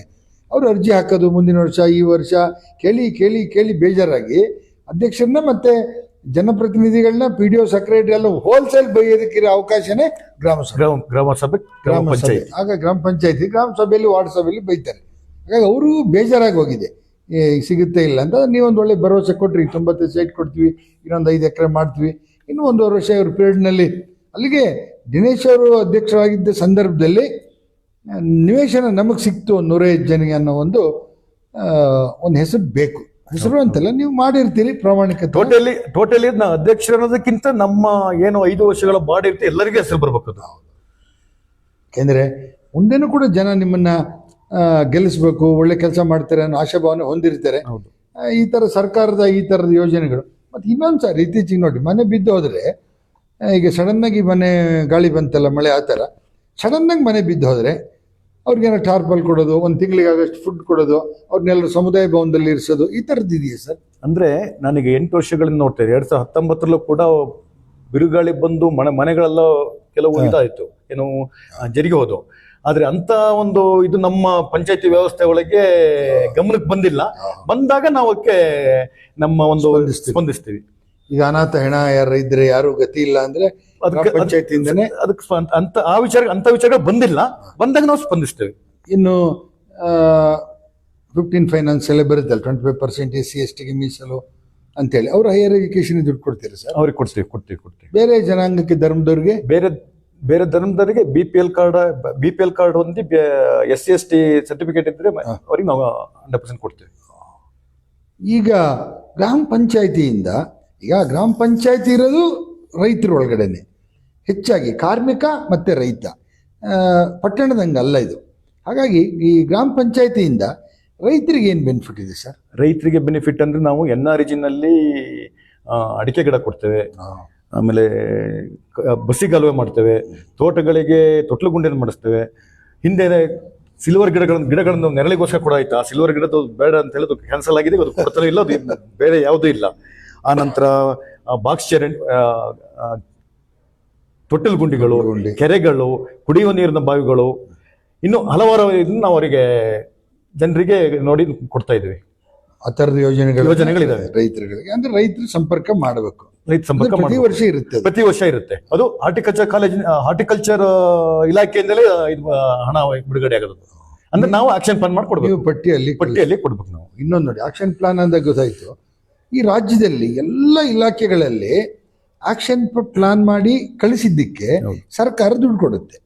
ಗ್ರಾಮ ಪಂಚಾಯತಿ ಬ್ಯಾಡ್ ಲಕ್ ಅಂದ್ರೆ ಅವ್ರು ದುಡ್ಡು ಬಂದಿದ್ದಕ್ಕೆ ನೀವು ಆಕ್ಷನ್ ಪ್ಲಾನ್ ಮಾಡ್ಬೇಕು. ಇದು ಉಲ್ಟನೆಯ ಅದು ಹೇಳ್ತೀನಿ. ಈಗ ಏನು ಆಕ್ಷನ್ ಪ್ಲಾನ್ ಮಾಡ್ಬೇಕಂದ್ರೆ ಆಕ್ಷನ್ ಪ್ಲಾನ್ ಮಾಡಿ ಕಳಿಸ್ತೇವೆ. ಕಳಿಸಿದ ತಕ್ಷಣ ನಾವು ಏನು ಅವ್ರೇನ್ ಪಟ್ಟಿಗೆ ಕಳಿಸ್ತಾರೆ ಆ ಪಟ್ಟಿಗೆ ಆಕ್ಷನ್ ಪ್ಲಾನ್ ನಾವು ಕಳಿಸೋದು. ಆ ಕಳಿಸಿ ಕಾಮಗಾರಿ ಆದ್ಮೇಲೆ ಒಂದು ಆಡಿಟ್ ಉಂಟು, ಒಂದು ವಿಶೇಷ ಆಡಿಟ್ ಉಂಟು, ಎಂತದ ಲೆಕ್ಕ ಪರಿಶೋಧನೆ ಅಂತ ಒಂದು ಉಂಟು, ಆಮೇಲೆ ಸುಮಾರು 4-5 ತರ ಉಂಟು. ಅದ್ರಲ್ಲಿ ಒಂದು ಮಿಸ್ಟೇಕ್ ಆದ್ರೆ ಅಧ್ಯಕ್ಷರು ಮತ್ತೆ PDO ಹೊಣೆ ಹಾಕ್ತಾರೆ. ಅಂದ್ರೆ ಚೆಕ್ಕಿಗೆ ಸೈನ್ ನಾವೇ ಹಾಕೋದು, ಹೊಣೆ ಹಾಕ್ತಾರೆ. ಒಂದು ನೋಡಿ, ಈಗ ಜಿಲ್ಲಾ ಪಂಚಾಯತ್, ತಾಲೂಕ್ ಪಂಚಾಯತ್ ಇದ್ದಾಗಲೂ ಕೂಡ ನಮಗೆ ಸ್ವಲ್ಪ ಅನುದಾನ ಬರ್ತಾ ಇತ್ತು, ಅನುದಾನ ಬಂದಿಲ್ಲ. ಪ್ರತಿ ಒಂದು ಕಂಟ್ರೋಲ್ ಸರ್ಕಾರನೇ ಇಟ್ಕೊಂಡಿದೆ. ಈಗ ನಾವು ಹಿಂದೆ ನಾನು 2015 ಅಧ್ಯಕ್ಷರಾದಾಗ ಸಾಧಾರಣ ಒಂದು ನಮ್ಮ 100-150 ಮನೆ ಕೊಟ್ಟದ್ದು ಇಡೀ ಬೆಟಗೆರೆ ಪಂಚಾಯತಿಲಿ. ಮನೆ ಬಾಗಿಲು ಹೋಗಿ ಯಾರಿಗೆ ಮನೆ ಬೇಕು ಅಂತ ಆದ್ಯತೆ ಯಾರು, ಪ್ರತಿಯೊಬ್ಬರು ಮನೆಗೆ ಹುಡುಕಿದಾಗ ಮನೆ ಕೊಟ್ಟಿದ್ದು. 17 ಬರ್ತಾ ಕಡಿಮೆ ಆಯ್ತು. ಈಗ 23ನೇ ನಾವು ಏನು ಈಗ ನಾವು ಈ ಇದರಲ್ಲಿ ಬರೀ 20 ಮನೆ ಬಂದಿದ್ದಾವೆ 3 ವರ್ಷಕ್ಕೆ. ಬೇಡಿಕೆ ಎಷ್ಟಿದೆ? ಬೇಡಿಕೆ ಸುಮಾರು ಉಂಟು. ಮತ್ತೆ ಅನುದಾನ ಕಡಿಮೆ. 1,20,000 ಮನೆ ಬಿದ್ದೋದಿಗೆ 1,20,000 ಅಂದ್ರು. ಮತ್ತೀಗ 1,20,000 ಮತ್ತೆ ಒಂದು NRG ಸ್ವಲ್ಪ ಅಮೌಂಟ್ 1,50,000 1,00,000 ಮನೆ ಯಾರಿಗೆ ಕಟ್ಟಕ್ ಆಗಲ್ಲ. ಹಾಗೆ ಸ್ವಲ್ಪ ಒಂದು 4-5 ಲಕ್ಷ ಕೊಟ್ರೆ ಅಂದಾಜು ಒಂದು ಮನೆ ಕಟ್ತಾರೆ. ಅದು ಇತ್ತಲ್ಲ ಸರ್, ಈಗ ಹಿಂದಿನ ಸರ್ಕಾರದಲ್ಲಿ 5 ಲಕ್ಷ ಇತ್ತು. ಈಗ ದಿಢೀರ್ನ 1,20,000 ಮಾಡಿದ್ರೆ ಹೌದು, ಅವನು ಮನೆ ಕಟ್ಕೊಳ್ಳೋದು ಹೆಂಗೆ? ಕಟ್ಟಕ್ಕಾಗಲ್ಲ. ಇದ್ರ ಬಗ್ಗೆ ನೀವು ಗ್ರಾಮ ಪಂಚಾಯತಿ ರೆಜುಲೇಷನ್ ಮಾಡಿ ಕಳ್ಸಂತದ್ದು ಈ ತರದ್ ಏನಾದ್ರು ನಡೀತದ? ಅದಕ್ಕೆ ಮಾಡಿದೀವಿ, ರೆಜುಲೇಷನ್ ಮಾಡಿದ್ವಿ, ಆಗಲ್ಲ ಅಂತೇಳಿ.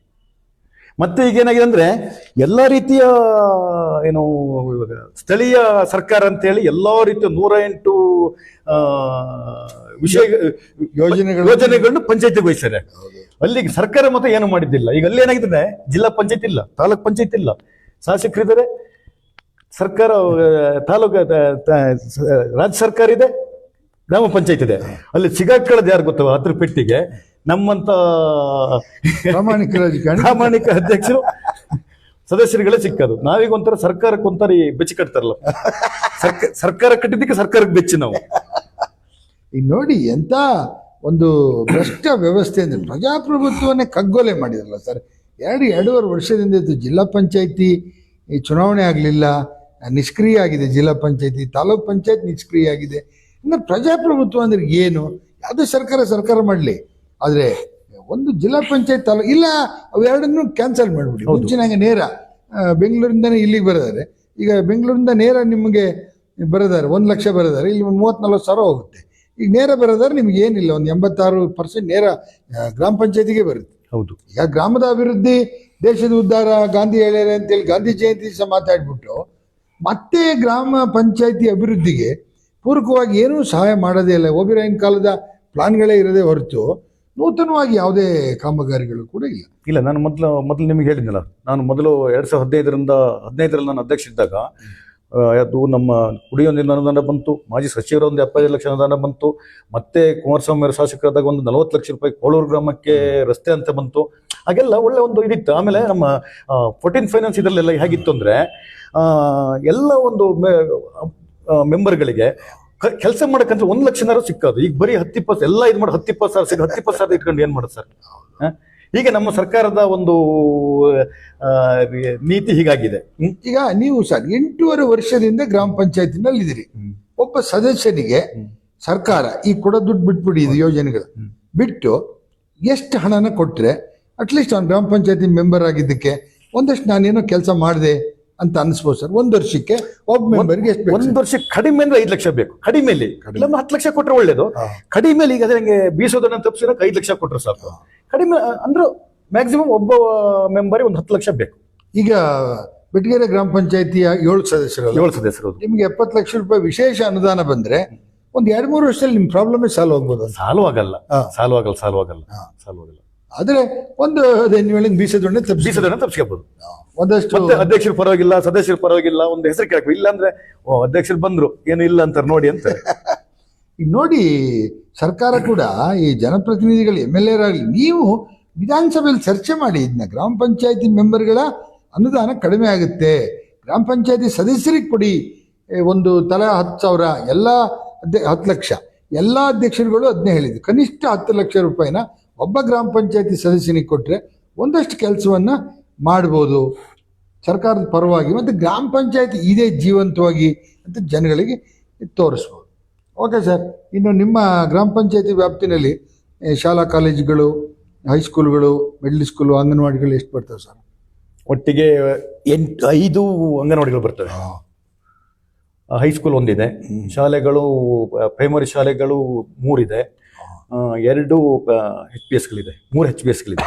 ಈಗ ಅಂಗನವಾಡಿ ಅಂದ ತಕ್ಷಣ ನೆನಪಾಗುತ್ತೆ ನೋಡಿ, ಮುಂಚೆ 3 ವರ್ಷ 5 ವರ್ಷ 10 ತಿಂಗಳು ತಾಯಿ ಜೊತೆ ಇರ್ತಿದ್ದು ಮಕ್ಕಳು. 6ನೇ ವರ್ಷಕ್ಕೆ ಸ್ಕೂಲಿಗೆ ಹೋಗ್ತಿದ್ದು.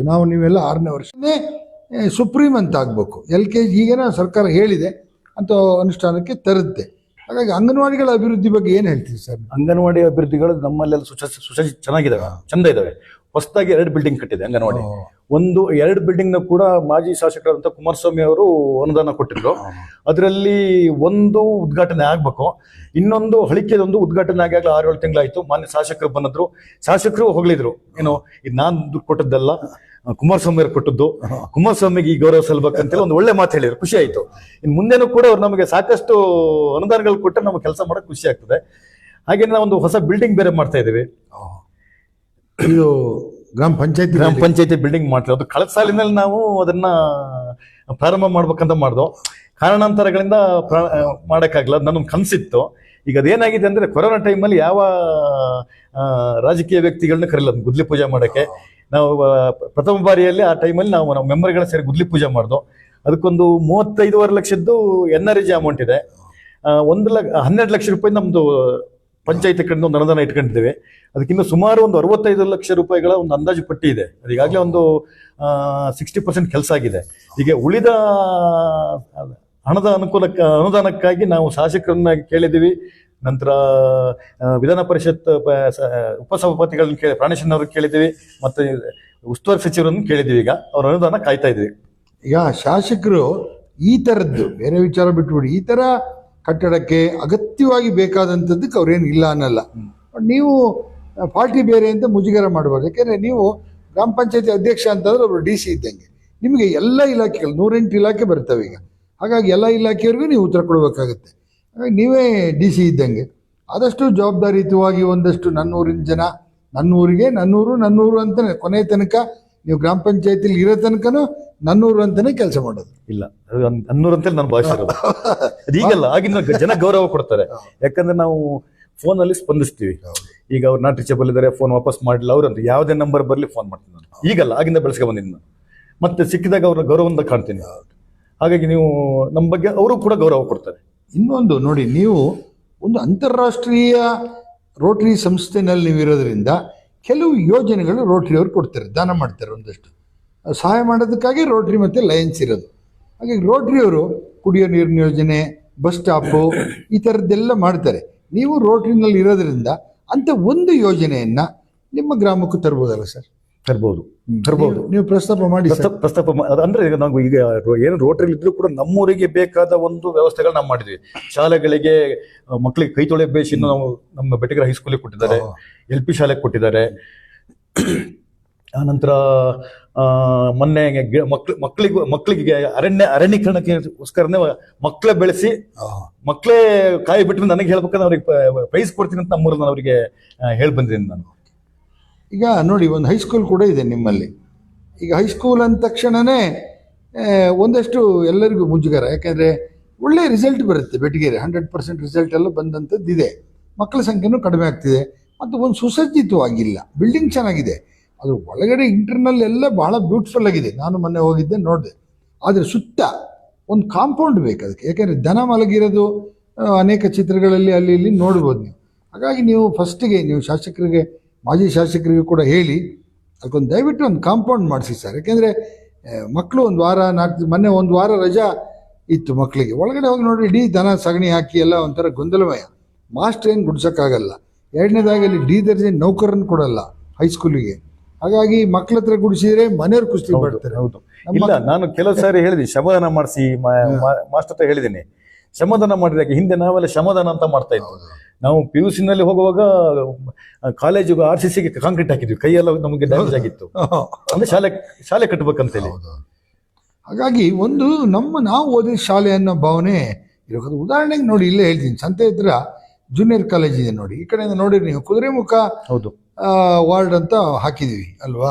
ಕುದುರೆಮುಖದವ್ರು ಕಟ್ಟಿಸ್ಕೊಟ್ಟಿದ್ದು. ನಾವು ಕೇಳಿದ್ದು 12.5 ಲಕ್ಷ, ಬಟ್ ಅವ್ರು ಕೊಟ್ಟದ್ದು 20 ಲಕ್ಷ. ಹಾಗಾಗಿ ಯಾಕೆಂದ್ರೆ ಅಲ್ಲಿ BL ಶಂಕರು ಅಧ್ಯಕ್ಷರು, ಅವರು ಅಲ್ಲೇ ಓದಂತರು.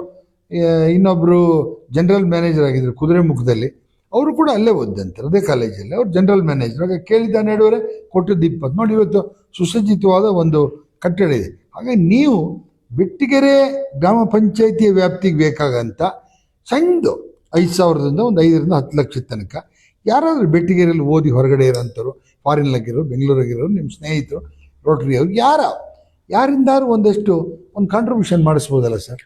ಅದನ್ನು ಅಂದಾಜು ಮಾಡಿದ್ವಿ. ನಾವು ಈಗೊಂದು 15 ಡೇಸ್ ಬ್ಯಾಕ್ ಅನ್ನು ಅಂದಾಜು ಮಾಡಿದ್ವಿ. ಈಗ ಮಾಡಿ ಏನಾಗುತ್ತೆ ಅಂತೇಳಿ. ಅದಕ್ಕೆ ಇನ್ನು ನಮ್ಮ ಜನರು ಸ್ಪಂದಿಸ್ಬೇಕು. ಕೊಡುವಂತ ತುಂಬಾ ಜನ ಇದ್ದಾರೆ. ಹಾಗಾಗಿ ಅದನ್ನೊಂದು ಯೋಚನೆ ಮಾಡಿದ್ವಿ ನಾವು. ಅದಕ್ಕೆ ಒಂದು ಊರಿನ ಗ್ರಾಮಸ್ಥರನ್ನ ಇಟ್ಕೊಂಡು ಒಂದು ಸಂಸ್ಥೆಯನ್ನು ಮಾಡಿ, ಆ ಕಾಲೇಜಿನ, ಆ ಸ್ಕೂಲಿನ ಹಳೆ ವಿದ್ಯಾರ್ಥಿ ಸಂಘ ಅಂತನೋ ಅಥವಾ ಗ್ರಾಮಾಭಿವೃದ್ಧಿ ಸಂಘ ಅಂತನೋ ಒಂದು ಮಾಡಿ ಒಂದಷ್ಟು ಇವತ್ತೆಲ್ಲ ಒಂದು 5-10 ಲಕ್ಷ ರೂಪಾಯಿ ದುಡ್ಡಿಗೇನು ಯಾರು ಬೆಟ್ಟಿಗೆರೆಯಿಂದ ಹೋದಂಥವ್ರು, ಬೆಟ್ಟಿಗೆರೆ ಊರಿನವರು ಖಂಡಿತವಾಗೂ ಸಹಾಯ ಮಾಡ್ತಾರೆ. ಯಾಕೆಂದರೆ 3 ಸರಿ MLA ಆದಂಥ ಊರು ನಿಮ್ಮೂರು ಭಾಳ ಬ್ಯೂಟಿಫುಲ್ ಆಗಿರ್ಬೇಕಿತ್ತು. ಆದರೆ ಸರ್ಕಾರದ ಯೋಜನೆಗಳು ಸರಿಯಾಗಿ ಬರ್ದೇನೆ ರಸ್ತೆ ಅಂತೂ ಭಾಳ ಚೆನ್ನಾಗಿದೆ. ಜೊತೆಗೆ ಆಮೇಲೆ ನಿಮ್ಮ ಗ್ರಾಮ ಪಂಚಾಯತಿಗೆ ಏನಾದರೂ ಗ್ರೇಡ್ ಅಂತ ಬಂದಿದೆಯಾ ಯಾವ್ದಾದ್ರು ಇಷ್ಟು ವರ್ಷ? ಈಗ ಒಂದು 8 ವರ್ಷದ ಈಚೆಗೆ ಗ್ರೇಡ್ ಒಂದು 18ನೇ ಗ್ರೇಡ್ ಇದೆ, 16ನೇ ಗ್ರೇಡ್. ಮತ್ತೆ ಏನಾದ್ರು ಪ್ರಶಸ್ತಿಗಳು, ಗಾಂಧಿ ಸ್ಮಾರಕ, ಅದು ಇದು ಏನಾದ್ರು ಪ್ರಶಸ್ತಿಗಳಂದ್ರೆ ನಾನು 2015 ಅಧ್ಯಕ್ಷರಾಗಿದ್ದಾಗ 15-16ರಲ್ಲಿ ಅಕ್ಟೋಬರ್ 2ನೇ ತಾರೀಕು ಸ್ವಚ್ಛ ಭಾರತ ಅಭಿಯಾನದಡಿ ಬಯಲು ಶೌಚ ಮುಕ್ತ ಗ್ರಾಮ ಪಂಚಾಯಿತಿ ಅಂತೇಳಿ ನಮ್ಮ ಬೆಂಗಳೂರು ಅರಮನೆ ಮೈದಾನದಲ್ಲಿ ಮುಖ್ಯಮಂತ್ರಿಯವರಿಂದ ನಮ್ಗೆ ಪ್ರಶಸ್ತಿ ಎಲ್ಲ ಸಿಕ್ತು. ದುಡ್ಡು ಕೊಡಲಿಲ್ಲ. ಅಧ್ಯಕ್ಷರಿಗೊಂದು PDO ಒಂದು ವಾಚ್ ಕೊಟ್ಟರು, ಒಂದು ಮೊಮೆಂಟ ಕೊಟ್ಟಿದ್ದಾರೆ. ಒಂದು ಸಂತೋಷದ ವಿಚಾರ. ಒಳ್ಳೆ ವೆರಿ ಗುಡ್. ಅದು ಒಂದು ಗ್ರಾಮ ಪಂಚಾಯಿತಿ ರಾಜ್ಯ ಮಟ್ಟದಲ್ಲಿ ಗುರುತಿಸ್ಕೊಳ್ಳೋದಂದ್ರೆ ಅಷ್ಟು ಸುಲಭದ ವಿಚಾರವಲ್ಲ. ಇನ್ನು ಈಗ ನೀವು 8.5 ವರ್ಷ ಗ್ರಾಮ ಪಂಚಾಯತಿ ಮುಂಚೆ ಬಿಡಿ, ಹೆಂಗ ನಡೀತು. ಈ 8.5 ವರ್ಷದಲ್ಲಿ ನಿಮ್ಮ ಮುಂದೆ ಇದ್ದ ಸವಾಲುಗಳಲ್ಲಿ ಎಷ್ಟು % ಬಗೆಹರಿದಿದೆ ಸರ್? ಅಲ್ಲಿಂದ 8 ವರ್ಷದ ಇಲ್ಲಿಗೆ ಮನೆ ಇರ್ಬೋದು, ರೋಡ್ ಇರ್ಬೋದು, ನೀರು ಇರ್ಬೋದು, ಎಲೆಕ್ಟ್ರಿಕೇಶನ್ ಇರ್ಬೋದು, ಬೇರೆ ಬೇರೆ ಬೇರೆ ಸಣ್ಣ ಪುಟ್ಟ ಚರಂಡಿ ಇಂಥದ್ದೆಲ್ಲ ಒಂದಷ್ಟು ಸವಾಲುಗಳಿಲ್ಲ 50% ಡೌಟ್ ಇದೆ. ಅಲ್ಲ ಯಾಕಂದ್ರೆ ಪ್ರತಿ ವರ್ಷನೂ ಒಂದಲ್ಲ ಒಂದು ಸಮಸ್ಯೆಗಳು add ಆಗ್ತಾನೆ ಇರ್ತದೆ. ಆ, ನಾವೆಲ್ಲ ಮಾಡಿದ್ವಿ ಅಂತ ಹೇಳಕ್ಕೆ 50% ಕರೆಕ್ಟ್ ಲೆಕ್ಕನೇ ಹೇಳಕ್ಕಾಗಲ್ಲ. ಆಗ್ಲಿ ಈಗ ನೋಡಿ ರಸ್ತೆಗಳು ಕೆಲವು ರಸ್ತೆಗಳಿಗೆ ಉಂಟು ಹೇಳಿಲ್ಲ, ಗುಡ್ಡದ ಮನೆ ಅಂತ ಒಂದು ರಸ್ತೆ ಇದೆ, ಅವರು 10 ಮನೆಗಳು ಉಂಟು. ನಾನು ಗ್ರಾಮ ಪಂಚಾಯತಿ ಅಧ್ಯಕ್ಷರಾಗಿ ಸದಸ್ಯನಾಗಿದ್ದವನು ಕೂಡ ಈಗ 8 ವರ್ಷ ಆಗಿದಾಗ್ಲಿ. ಆದ್ರೂ ಕೂಡ ನಾವು ಅಲ್ಲಿ ಬರೀ ಆ ಊರಿಗೆ ಹೋಗ್ಕೊಂಡು ರಸ್ತೆ ಮಾಡಕ್ಕಾಗಿಲ್ಲ. ಮತ್ತೆ ಸರ್ಕಾರ ಅನುದಾನ ಕೊಟ್ಟಿಲ್ಲ. ಈಗ ಬೇರೆ ಗಾಂಧಿ ಜಯಂತಿ ಆಮೇಲೆ ಈ ಸ್ವಾತಂತ್ರ್ಯೋತ್ಸವ ಗಣರಾಜ್ಯೋತ್ಸವ ಈ ಥರದ ಕಾರ್ಯಕ್ರಮಗಳೆಲ್ಲ ನಡೆದಾಗ ಅಲ್ಲಿಯ ಶಾಲೆಗಳಿಗೆ ಅಂಗನವಾಡಿಗಳಿಗೆಲ್ಲ ಭೇಟಿ ಮಾಡ್ತೀರಾ? ಭೇಟಿ ಮಾಡ್ತೀವಿ. ಅವರಿಗೆ ಮಕ್ಕಳಿಗೆ ಸ್ವೀಟ್ ಕೊಡ ಅಂದ್ರೆ ಅದು ಭೇಟಿ ಮಾಡೋದು ಹೇಗಂದ್ರೆ ಫಸ್ಟ್ ಪ್ರಾರಂಭಿಕವಾಗಿ ಹೈಸ್ಕೂಲಲ್ಲಿ ನಾವು ಫ್ಲಾಗ್ ಹಾಸ್ಟ್ ಮಾಡ್ತೀವಿ. ಅಲ್ಲಿಂದ ಸೀದಾ HPS ಶಾಲೆಗೆ ಬರ್ತೀವಿ. HPS ಶಾಲೆಗೆ ಬಂದ್ಮೇಲೆ ನಾವು ಗ್ರಾಮ ಪಂಚಾಯತಿಗೆ ಬರ್ತೀವಿ. ಅಲ್ಲಿ ಕೂಡ ಫ್ಲಾಗ್ ಹಾಸ್ಟ್ ಮಾಡಿ ಅಂದ್ರೆ ಟೋಟಲಿ ಮತ್ತೆ ಹಾಸ್ಪಿಟಲ್ ಇದೆ, ಸರ್ಕಾರಿ ವಿದ್ಯಾರ್ಥಿ ನಿಲಯ ಇದೆ, ಅವಾಗೆಲ್ಲ ಫ್ಲಾಗ್ ಹಾಸ್ಟ್ ಮಾಡಿ ಅಲ್ಲಿಂದ ಅವ್ರಿಗೆ ಸಿಹಿ ಹಂಚಿ ಮತ್ತೆ ಕಾರ್ಯಕ್ರಮ ಒಂದ್ಸರಿ ಸ್ವತಂತ್ರ ದಿನಾಚರಣೆಯಲ್ಲಿ ಹೈಸ್ಕೂಲಲ್ಲಿ ಪ್ರೋಗ್ರಾಮ್ ಇಟ್ಕೊಂತೀವಿ, ಗಣರಾಜ್ಯೋತ್ಸವಲ್ಲಿ HPS ಸ್ಕೂಲ್ ಇಟ್ಕೊಳ್ತೀವಿ.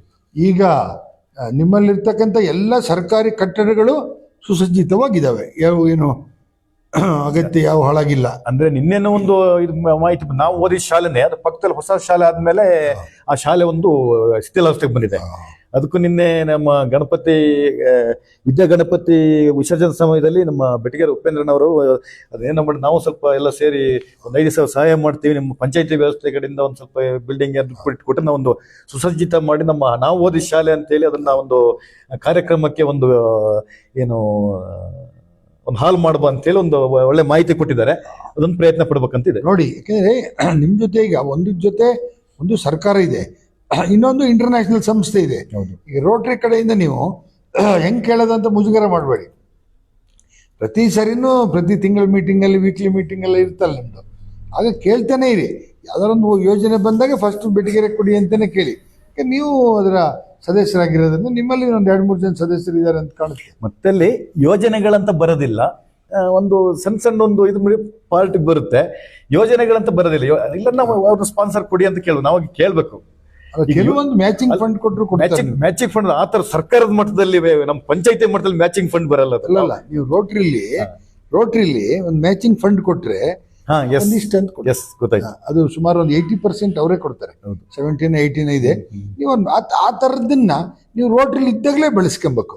ಈಗ ನೀವು ರೋಟ್ರಿ ಈಗ 2 ಹುದ್ದೆ ಇದೆ, ಒಂದು ಗ್ರಾಮ ಪಂಚಾಯತಿ ಅಧ್ಯಕ್ಷರು ಆಗಿದ್ದೀರಿ, ಜೊತೆಗೆ ರೋಟ್ರಿನಲ್ಲೂ ಇದ್ದೀರಿ. ಹಾಗಾಗಿ ರೋಟ್ರಿ ಅವರು ಕೂಡ ಕೇಳ್ತಾರೆ. ಖಂಡಿತವಾಗಿಯೂ ರೋಟ್ರಿ ಸದಸ್ಯರೇ ಒಂದಷ್ಟು ಬೆಟಗೇರಿಗೆ ದಿನೇಶ್ ಅವರಿಗೆ ಒಂದಷ್ಟು ಗೌರವವಾಗಿ ಬದುಕೋದಕ್ಕೆ ರೋಟ್ರಿ ಸಂಸ್ಥೆಯಿಂದ ಒಂದಷ್ಟು ಸಹಾಯ ಮಾಡಿ.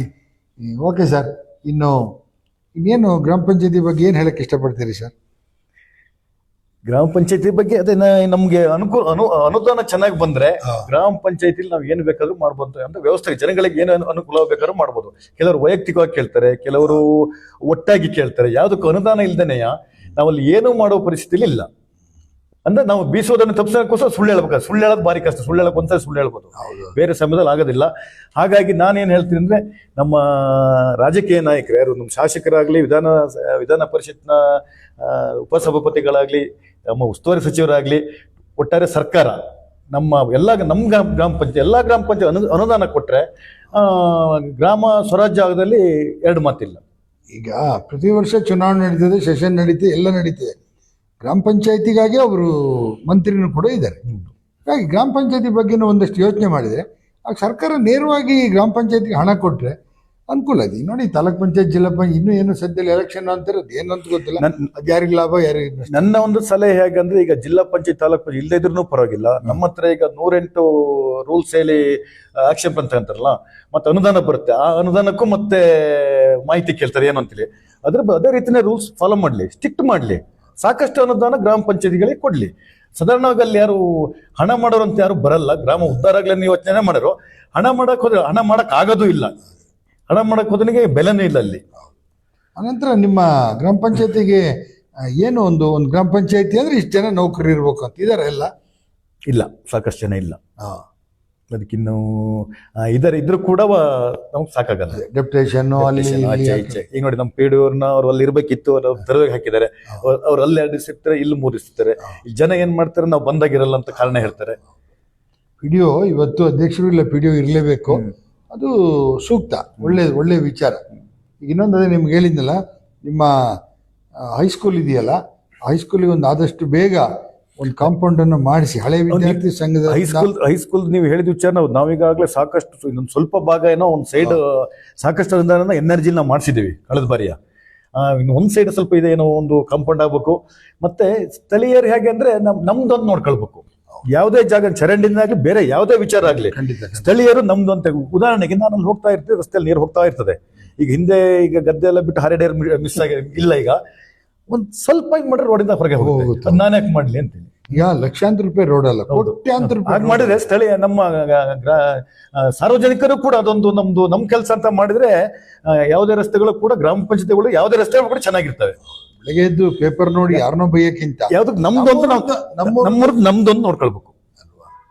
ಓಕೆ ಸರ್, ಗ್ರಾಮ ಪಂಚಾಯತಿ ಬಗ್ಗೆ ಸರ್ಕಾರ ಈಗ ಹೇಳಿದಿರಿ, ಒಬ್ಬ ವ್ಯಕ್ತಿಗೆ 5 ರಿಂದ 10 ಲಕ್ಷ ರೂಪಾಯಿ ವಿಶೇಷ ಅನುದಾನ ಕೊಡಬೇಕು ಜನಪ್ರತಿನಿಧಿಗೆ. ಆಮೇಲೆ ಬರೋ ದುಡ್ಡು ಅಷ್ಟೇ ಇಮಿಡಿಯೇಟ್ ಬರೋಂಥದ್ದು ಇರ್ಬೋದು, ಏನು ಭ್ರಷ್ಟಾಚಾರ ಎಲ್ಲೂ ಆಗಲ್ಲ ಅಂತ. ಸರ್ಕಾರಕ್ಕೆ ನೀವೀಗ 8.5 ವರ್ಷದಲ್ಲಿ ಇದಿರಿ, ಎಲ್ಲಿ ಹುದ್ದೆಯಲ್ಲೆಲ್ಲ ಇರೋಂಥವ್ರು, ಸರ್ಕಾರಕ್ಕೆ ಏನು ಹೇಳಕ್ಕೆ ಇಷ್ಟಪಡ್ತೀರಿ ಸರ್? ಸರ್ಕಾರಕ್ಕೆ ನಾನು ಹೇಳೋದಂದ್ರೆ ಅನುದಾನ ಜಾಸ್ತಿ ಕೊಟ್ಟು ನಮ್ಮನ್ನ ಬೀಸೋದನ್ನ ತಪ್ಪಿಸಿದ್ರೆ ಒಂದು ಅನುಕೂಲ ಅಂತ. ಅಂದ್ರೆ ಈಗ ನಾವು ಹೇಳಿದ್ರೆ ಈಗ ಸರ್ಕಾರ ಅಂದ್ರೆ ದೊಡ್ಡ ಕಟ್ಟಡ ಇದ್ದಂಗೆ, ಕಟ್ಟಡಕ್ಕೆ ನಾವು ಗೊಂಬೆ ಆಗಿವಿ. ಈಗ ಹಾಗಾಗ್ಬಾರ್ದು. ಈ ಗೊಂಬೆನ ಕೆಳಗಿಳಿಸ್ಬೇಕಂದ್ರೆ ಗ್ರಾಮ ಪಂಚಾಯತಿಗಳಿಗೆ ಒಳ್ಳೆ ಅನುದಾನ ಕೊಟ್ರೆ ಗೊಂಬೆ ಕೆಳಗಿಳಿದ್ರೆ ಗೊಂಬೆ ಮೇಲೆ ಇರ್ತದೆ, ಗೊಂಬೆ ಕಲ್ಲ ಹೊಡಿತಾ ಇರ್ತಾರೆ ಜನ. ಅದು 100% ಗ್ಯಾರಂಟಿ. ಓಕೆ ಸರ್, ಇನ್ನು ಅನೇಕ ಸಂಘ ಸಂಸ್ಥೆಗಳಲ್ಲಿ, ವ್ಯವಸಾಯ ಸೇವಾ ಸಂಘದಲ್ಲಿ, ಹೀಗೆ ಎಲ್ಲ ಗಣಪತಿ ಸೇವಾ ಸಮಿತಿ ಇದ್ರೆ ಎಲ್ಲದರಲ್ಲೂ ಕೆಲಸ ಮಾಡಿದ್ರಿ.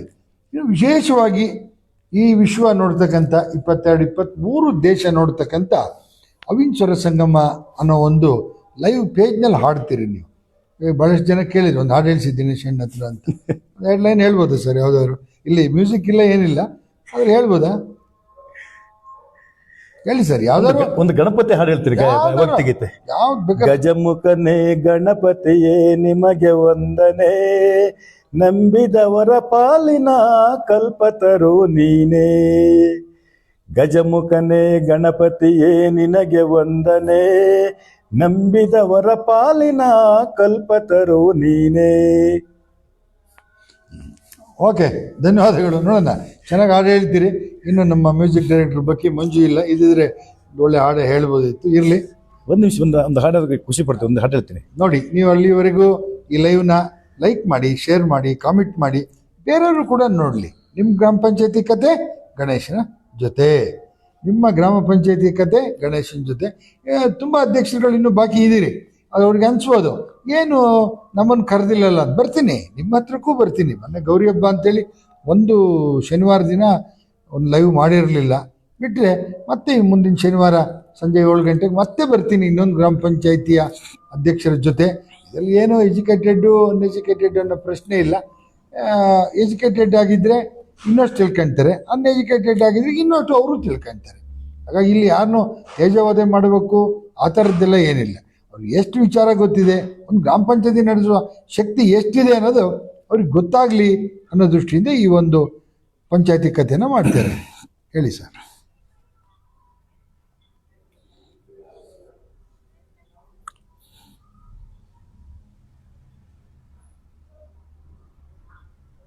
ಹಾಗಾಗಿ ಈಗ ನೋಡಿ, ಒಬ್ಬ ಕಲೆಗಾರನೂ ಹೌದು. ಕಲೆಗಾರ ಅಂದರೆ ಬರೀ ಹಾಡೇನಲ್ಲ, ಕಲೆನೂ ಇದೆ ಅವ್ರ ಹತ್ರ. ಇವಾಗಲೂ ಯಾವುದೇ ಹಮ್ಮು ಬಿಮ್ಮು ಇಲ್ದೇ, ನಾನು ಗ್ರಾಮ ಪಂಚಾಯತಿ ಅಧ್ಯಕ್ಷ ಅಥವಾ ನಾನು ಶ್ರೀಮಂತ, ನನಗೆ ಯಾವುದೇ ಹಮ್ಮು ಬಿಮ್ಮು ಇಲ್ದೇ ಒಂದು ಲೈವ್ ಬಲ್ಲಿ ಕೂತ್ಕೊಂಡು ನಾನು ಹಾಡು ಹೇಳಬಲ್ಲೆ ಅಂಥೇಳಿ ಈಗಾಗಲೇ ತುಂಬ ಸರಿ ನಮ್ಮ ಲೈವಲ್ಲಿ ಬಂದು ಹಾಡು ಹೇಳಿದ್ದಾರೆ. ಹಾಗಾಗಿ ಧ್ವನಿ ಲೈವಲ್ಲಿ ಭಾಳ ಚೆನ್ನಾಗಿ ಹೇಳ್ತಾರೆ. ಈ ಮ್ಯೂಸಿಕ್ ಇರಲ್ಲ, ಹಂಗಾಗಿ ಒಂದಷ್ಟು ಗಡಿಬಿಡಿ. ಒಂದು ಸೂರ್ಯಂಗು ಚಂದ್ರಂಗು ಹೇಳಿ ಸರ್, ಸೌಂಡ್ ಹಾಕಿ ನೋಡೋಣ, ಕೇಳಷ್ಟು ಕೇಳಿ. ಮತ್ತೆ ಅಲ್ಲಿ ತನಕ ಸೂಪಿಯಲ್ಲಿ ಕೆಲವಿರಬೇಕು ಇನ್ಸ್ಟೆಂಟ್ ತೆಗೆಯೋದು ತುಂಬಾ ಸೇಫ್. ಇದು ಒಂದು ಅವಿನ್ ಸುರಂಗ್ ಹಾಡು ಹೇಳ್ಬೇಕಂತ ನಂಗೆ ಯಾಕೆ ಅನ್ಸ್ತಂದ್ರೆ, ನಾನು ಶಾಲಾ ದಿನಗಳಲ್ಲಿ ಹಾಡು ಹೇಳ್ತಾ ಇದ್ದೆ.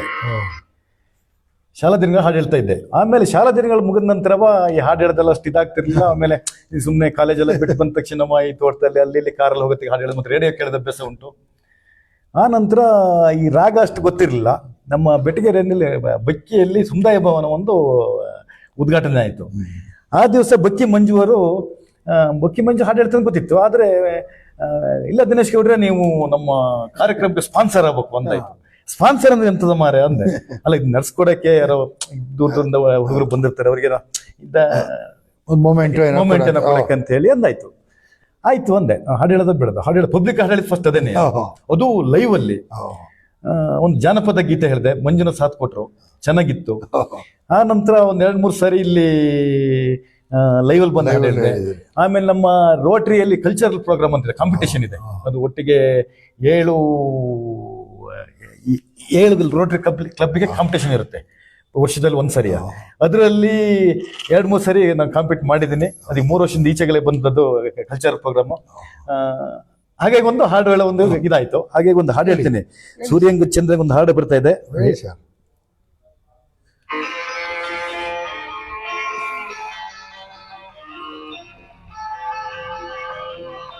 ಸೂರ್ಯ ತಪ್ಪಿತಲ್ಲ ನೋಡಿ, ಹಿಂಗೆ ಎಲ್ಲ ರಂಗದಲ್ಲಿದ್ದರೆ ಒಂದು ರಂಗ ಆದರೆ ಎಲ್ಲದೂ ಕರೆಕ್ಟ್ ಇದೆ. ಕರೋಕೆ ಇನ್ನೊಂದು ನೋಡ್ಕೊಳ್ಳೋದು ಮಾಡೋದು ಎಲ್ಲ. ಆದರೂ ಒಂದು ಗ್ರಾಮ ಪಂಚಾಯತಿನಲ್ಲಿರ್ತಕ್ಕಂಥ ಒಬ್ಬ ಕಲಾವಿದ, ಪ್ರಾಮಾಣಿಕ, ದಾನಿ, ಇಂಥವರೆಲ್ಲ ಗ್ರಾಮ ಪಂಚಾಯತಿ ಅಧ್ಯಕ್ಷರಾದರೆ ಅಟ್ಲೀಸ್ಟ್ ಆ ಊರಿನ ಜನತೆಗೆ ಅವ್ರಿಗೇನು ಅಗತ್ಯ ಇಲ್ಲ, ಬೇರೆ ಭ್ರಷ್ಟಾಚಾರ ಮಾಡಬೇಕು, ಹಣ ಮಾಡಬೇಕು ಅನ್ನೋ ಅಗತ್ಯ ಇಲ್ಲ. ಭ್ರಷ್ಟಾಚಾರ ಆಗಲ್ಲ ಅಂತ ಹೇಳ್ತಾರೆ, ಆದರೂ ಕೂಡ ಆ ಥರದ ಅಗತ್ಯ ಇಲ್ಲದೆ ಇರತಕ್ಕಂಥ ವ್ಯಕ್ತಿ. ಇವತ್ತು ನಿಮ್ಮ ಮುಂದೆ ಆದಷ್ಟು ವಿಚಾರಗಳನ್ನು ಮಾತನಾಡಿದ್ದಾರೆ. ನೋಡೋಣ, ಇನ್ನೊಂದಿನ ಇವರನ್ನ ಮತ್ತೆ ಕರೆಸಿ ಮಾತಾಡ್ತೀನಿ. ಎಲ್ಲ ನಮ್ಮ ಒಂದಷ್ಟು ಜನ ಎಲ್ಲ ಮುಗಿಲಿ, ಏನೇನು ಮಾತಾಡ್ತಾರೆ ನೋಡೋಣ. ಮುಗಿದ ಮೇಲೆ ಅವ್ರ ಹತ್ರನೂ ಕೂಡ ಮಾತಾಡ್ಸೋಣ. ಹಾಗಾಗಿ ಬೇರೆ ಗ್ರಾಮ ಪಂಚಾಯತಿ ಅಧ್ಯಕ್ಷರುಗಳೇ, ನೀವು ಕೂಡ ತಯಾರಿಯಾಗಿರಿ. ಬರ್ತೀನಿ, ಅತಿ ಶೀಘ್ರದಲ್ಲಿ ನಿಮ್ಮ ಹತ್ರನೂ ಕೂಡ ಬರ್ತೀನಿ. ಒಂದು ವಾರ ಮುಂಚೆನೇ ಹೇಳಿರ್ತೀನಿ, ನೀವು ಕೂಡ ಮಾತನಾಡೋರಂತೆ. ಹಾಡು ಸಿಗ್ತಾ ಟ್ರ್ಯಾಕ್ ಸಿಗ್ತಾ ಇಲ್ಲ. ಓಕೆ, ಇರಲಿ ಸರ್. ಓಕೆ ಸರ್, ಕೊನೆಯದಾಗಿ ಅವಿನ್ ಟಿ ವಿಗೆ ಬಂದ್ರಿ, ಮಾತನಾಡಿದ್ರಿ. ನಾನು ಫೋನ್ ಮಾಡಿ ಹೇಳಿದಾಗ ಓಕೆ ಬರ್ತೀನಿ ಅಂತಂದ್ರಿ. ಈಗ ಇಲ್ಲಿಗೆ ಬಂದ್ರಿ, ಮಾತನಾಡಿದ್ರಿ. ಸಾವಿರಾರು ಜನ ಇವತ್ತು ವೀಕ್ಷಕರು ನಿಮ್ಮನ್ನು ನೋಡ್ತಾ ಇದ್ದಾರೆ. ಕೊನೆಯದಾಗಿ ಈ ಸ್ಟುಡಿಯೋಕ್ಕೆ ಬಂದಿದ್ದಕ್ಕೆ ಏನು ಅನ್ನಿಸ್ತು ಸರ್? ಕೊನೆಯದಾಗಿ ಸ್ಟುಡಿಯೋಗೆ ಬಂದಕ್ಕೆ ನನ್ನನ್ನು ಇಲ್ಲೊಂದು ಈ ಒಂದು ವೇದಿಕೆಯಲ್ಲಿ, ನಿಮ್ಮ ಒಂದು ಅವಿನ್ ಟಿವಿಯ ವೇದಿಕೆಯಲ್ಲಿ ಕೂರಿಸ್ಕೊಂಡು ಸಂದರ್ಶನ ಮಾಡಿ ಈಗ ಸ್ವಲ್ಪ ಜನಿಗೆ ಗೊತ್ತಿತ್ತು, ಈಗ ದೇಶ ವಿದೇಶಗಳಿಗೆ ಗೊತ್ತಾಗದಂಗೆ ಮಾಡ್ರಿ. ಅನಂತ ತುಂಬ ಹೃದಯದ ಧನ್ಯವಾದಗಳು ನಿಮ್ಗೆ ಹೇಳಕ್ಕೆ ಬಯಸ್ತೇನೆ ನಾನು. ಓಕೆ ಸರ್, ಕೊನೆಯದಾಗಿ ನಿಮ್ಮಲ್ಲೇ ಒಂದಷ್ಟು ಹೇಳ್ತಾ ಹೋದ್ರೆ ಅತಿಶಯ ಆಗುತ್ತೆ ಅಂತೇಳಿ ಇರಲಿ. ನೀವು ಪ್ರಾಮಾಣಿಕರು, ಎಲ್ಲ ಗೊತ್ತಿದೆ, ಎಲ್ಲ ವ್ಯವಸ್ಥೆ ಆಯಿತು. ಈಗ ನಾಡಿದ್ದು ಜಿಲ್ಲಾ ಪಂಚಾಯತ್, ತಾಲೂಕ್ ಪಂಚಾಯತ್ ಚುನಾವಣೆ ಬರುತ್ತೆ. ಆಗೇನಾದರೂ ನಿಮ್ಮ ಊರಿನವರು ಅಥವಾ ನಿಮ್ಮ ಪಕ್ಷ ಹೇಳಿದರೆ ಜಿಲ್ಲಾ ಪಂಚಾಯತ್ ಆರ್ ತಾಲೂಕ್ ಪಂಚಾಯತ್ ಚುನಾವಣೆಗೆ ಸ್ಪರ್ಧೆ ಮಾಡ್ತೀರಾ ಸರ್? ಅಂದರೆ ಈಗ ಜನನ್ನು ಕೂಡ ಯಾಕೆ ನಿಲ್ಬಾರ್ದು ಅಂತ ಕೇಳ್ತಾ ಇದ್ದಾರೆ. ನೀವು ಯಾಕೆ ತಾಲೂಕ್ ಪಂಚಾಯತ್ ಜಿಲ್ಲಾ ಪಂಚಾಯತ್ ನಿಲ್ಬಾರ್ದು ಅಂತ ಕೇಳ್ತಾ ಇದ್ರೆ, ಅವಕಾಶ ಸಿಕ್ಕಿದ್ರೆ ನೋಡಂತೆ. ಅಂದ್ರೆ ನಮಗಿಂತ ಘಟಾನುಘಟಿಗಳು ಇನ್ನೂ ಇದ್ದಾರೆ. ಆದ್ರೆ ಅವಕಾಶ ಬಂದ್ರೆ ಬಳಸ್ಕೊಂಡ್ರೆ ತಪ್ಪಿಲ್ಲ. ಯಾಕೆಂದ್ರೆ ತಾಯಿ ಅಲ್ಲಿ ಮಗು ಹತ್ತಿರ್ತಾನೆ, ತಾಯಿ ಹಾಲು ಕೊಡೋದು. ಹಾಗಾಗಿ ನೀವು ಹಿಂಗೆ ಕೇಳ್ತಾ ಇದ್ರಿ, ಈ ಸರಿ ಇದ್ರೆ ಇನ್ನೊಂದ್ಸರಿ ಅವ್ರಲ್ಲ ಇಲ್ಲ ಬೇರೆ APMC ಸಿಕ್ತು, ನೀವು ಬೇರೆ ಸಿಗ್ತಾ ಇದೆ. ಓಕೆ ಸರ್, ಸುಮಾರು 1 ಗಂಟೆಗಳ ಕಾಲ ಈಗ ಸಂದರ್ಶನವನ್ನು ಮಾಡಿದ್ದೀನಿ. ನೀವೇನು ಮಾಡ್ಬೇಕು ಇನ್ನಂತಂದ್ರೆ ಈ ಲೈವ್ನ ಲೈಕ್ ಮಾಡಿ, ಶೇರ್ ಮಾಡಿ, ಕಾಮೆಂಟ್ ಮಾಡಿ. ಇನ್ನು ನಾನು ಕೊನೆಯದಾಗಿ ನಿಮ್ಗೆ ಇನ್ನೊಂದು ಹೇಳೋದು, ರೋಟರಿ ಸಂಸ್ಥೆಯಲ್ಲಿದ್ದೀರಿ, ಒಂದು ಅಂತಾರಾಷ್ಟ್ರೀಯ ಸಂಸ್ಥೆ, ಅದು ಒಂದು ಸೇವಾ ಸಂಸ್ಥೆ. ಹಾಗಾಗಿ ಅಲ್ಲಿ ಒಂದಷ್ಟು ನೀವು ಅಲ್ಲಿ ರೋಟರಿ ಸಂಸ್ಥೆಯಿಂದಲೇ ಕೊಡಬೇಕು ಅಂತ ಏನಿಲ್ಲ. ಅಲ್ಲಿ ರೋಟರಿನಲ್ಲೂ ಕೂಡ ಒಳ್ಳೆಯವರಿದ್ದಾರೆ, ಒಳ್ಳೆ ಮನಸ್ಸಿನವರು, ಸಹಾಯ ಮಾಡೋಂಥವ್ರು. ನೀವು ನೋಡ್ತೀರಿ ಕೆಲವೊಂದು ಸಂದರ್ಭಗಳಲ್ಲಿ ಯಾರೋ ಒಬ್ಬ ಬಂದು ಕೇಳಿದಂಗೆ ಎಲ್ಲರೂ ಸೇರಿ ದುಡ್ಡು ಕೊಟ್ಟು ಕಳಿಸೋಂಥ ವ್ಯವಸ್ಥೆನೂ ಇದೆ. ಹಾಗೆ ಅಂಥ ಫಂಡನ್ನು ಕೂಡ ನೀವು ಒಂದಷ್ಟು ರೋಟರಿ ಸಂಸ್ಥೆಯಿಂದ ತಗೊಳ್ಳಿ. ನೀವು ರೋಟರಿಲಿ ನೀವಿರೋಷ್ಟು ದಿನ ನಿಮ್ಮೂರಿಗೆ ಅಥವಾ ಯಾವುದೇ ಮಕ್ಕಳಿಗೆ, ಶಾಲಾ ಮಕ್ಕಳಿಗೆ ಈ ಥರದಕ್ಕೆ ಒಂದಷ್ಟು ಅನುಕೂಲ ಆಗಂತೆ ಮಾಡಿ. ಓಕೆ ಸರ್, ಇಲ್ಲಿವರೆಗೆ ಸಂದರ್ಶನವನ್ನು ನೋಡಿದ್ರಿ. ನಿಮ್ಮ ಗ್ರಾಮ ಪಂಚಾಯತಿ ಕತೆ ಗಣೇಶನ ಜೊತೆ ಕತೆ 14. 15ನೇ ಕಥೆಯನ್ನು ತಗೊಂಡು ಮುಂದಿನ ಶನಿವಾರ 7 ಗಂಟೆಗೆ ಮತ್ತೆ ಬರ್ತೀನಿ. ಕಾಯ್ತಾ ಇರಿ. ಹೋಗಿ ಬರ್ತೀನಿ. ನಮಸ್ಕಾರ.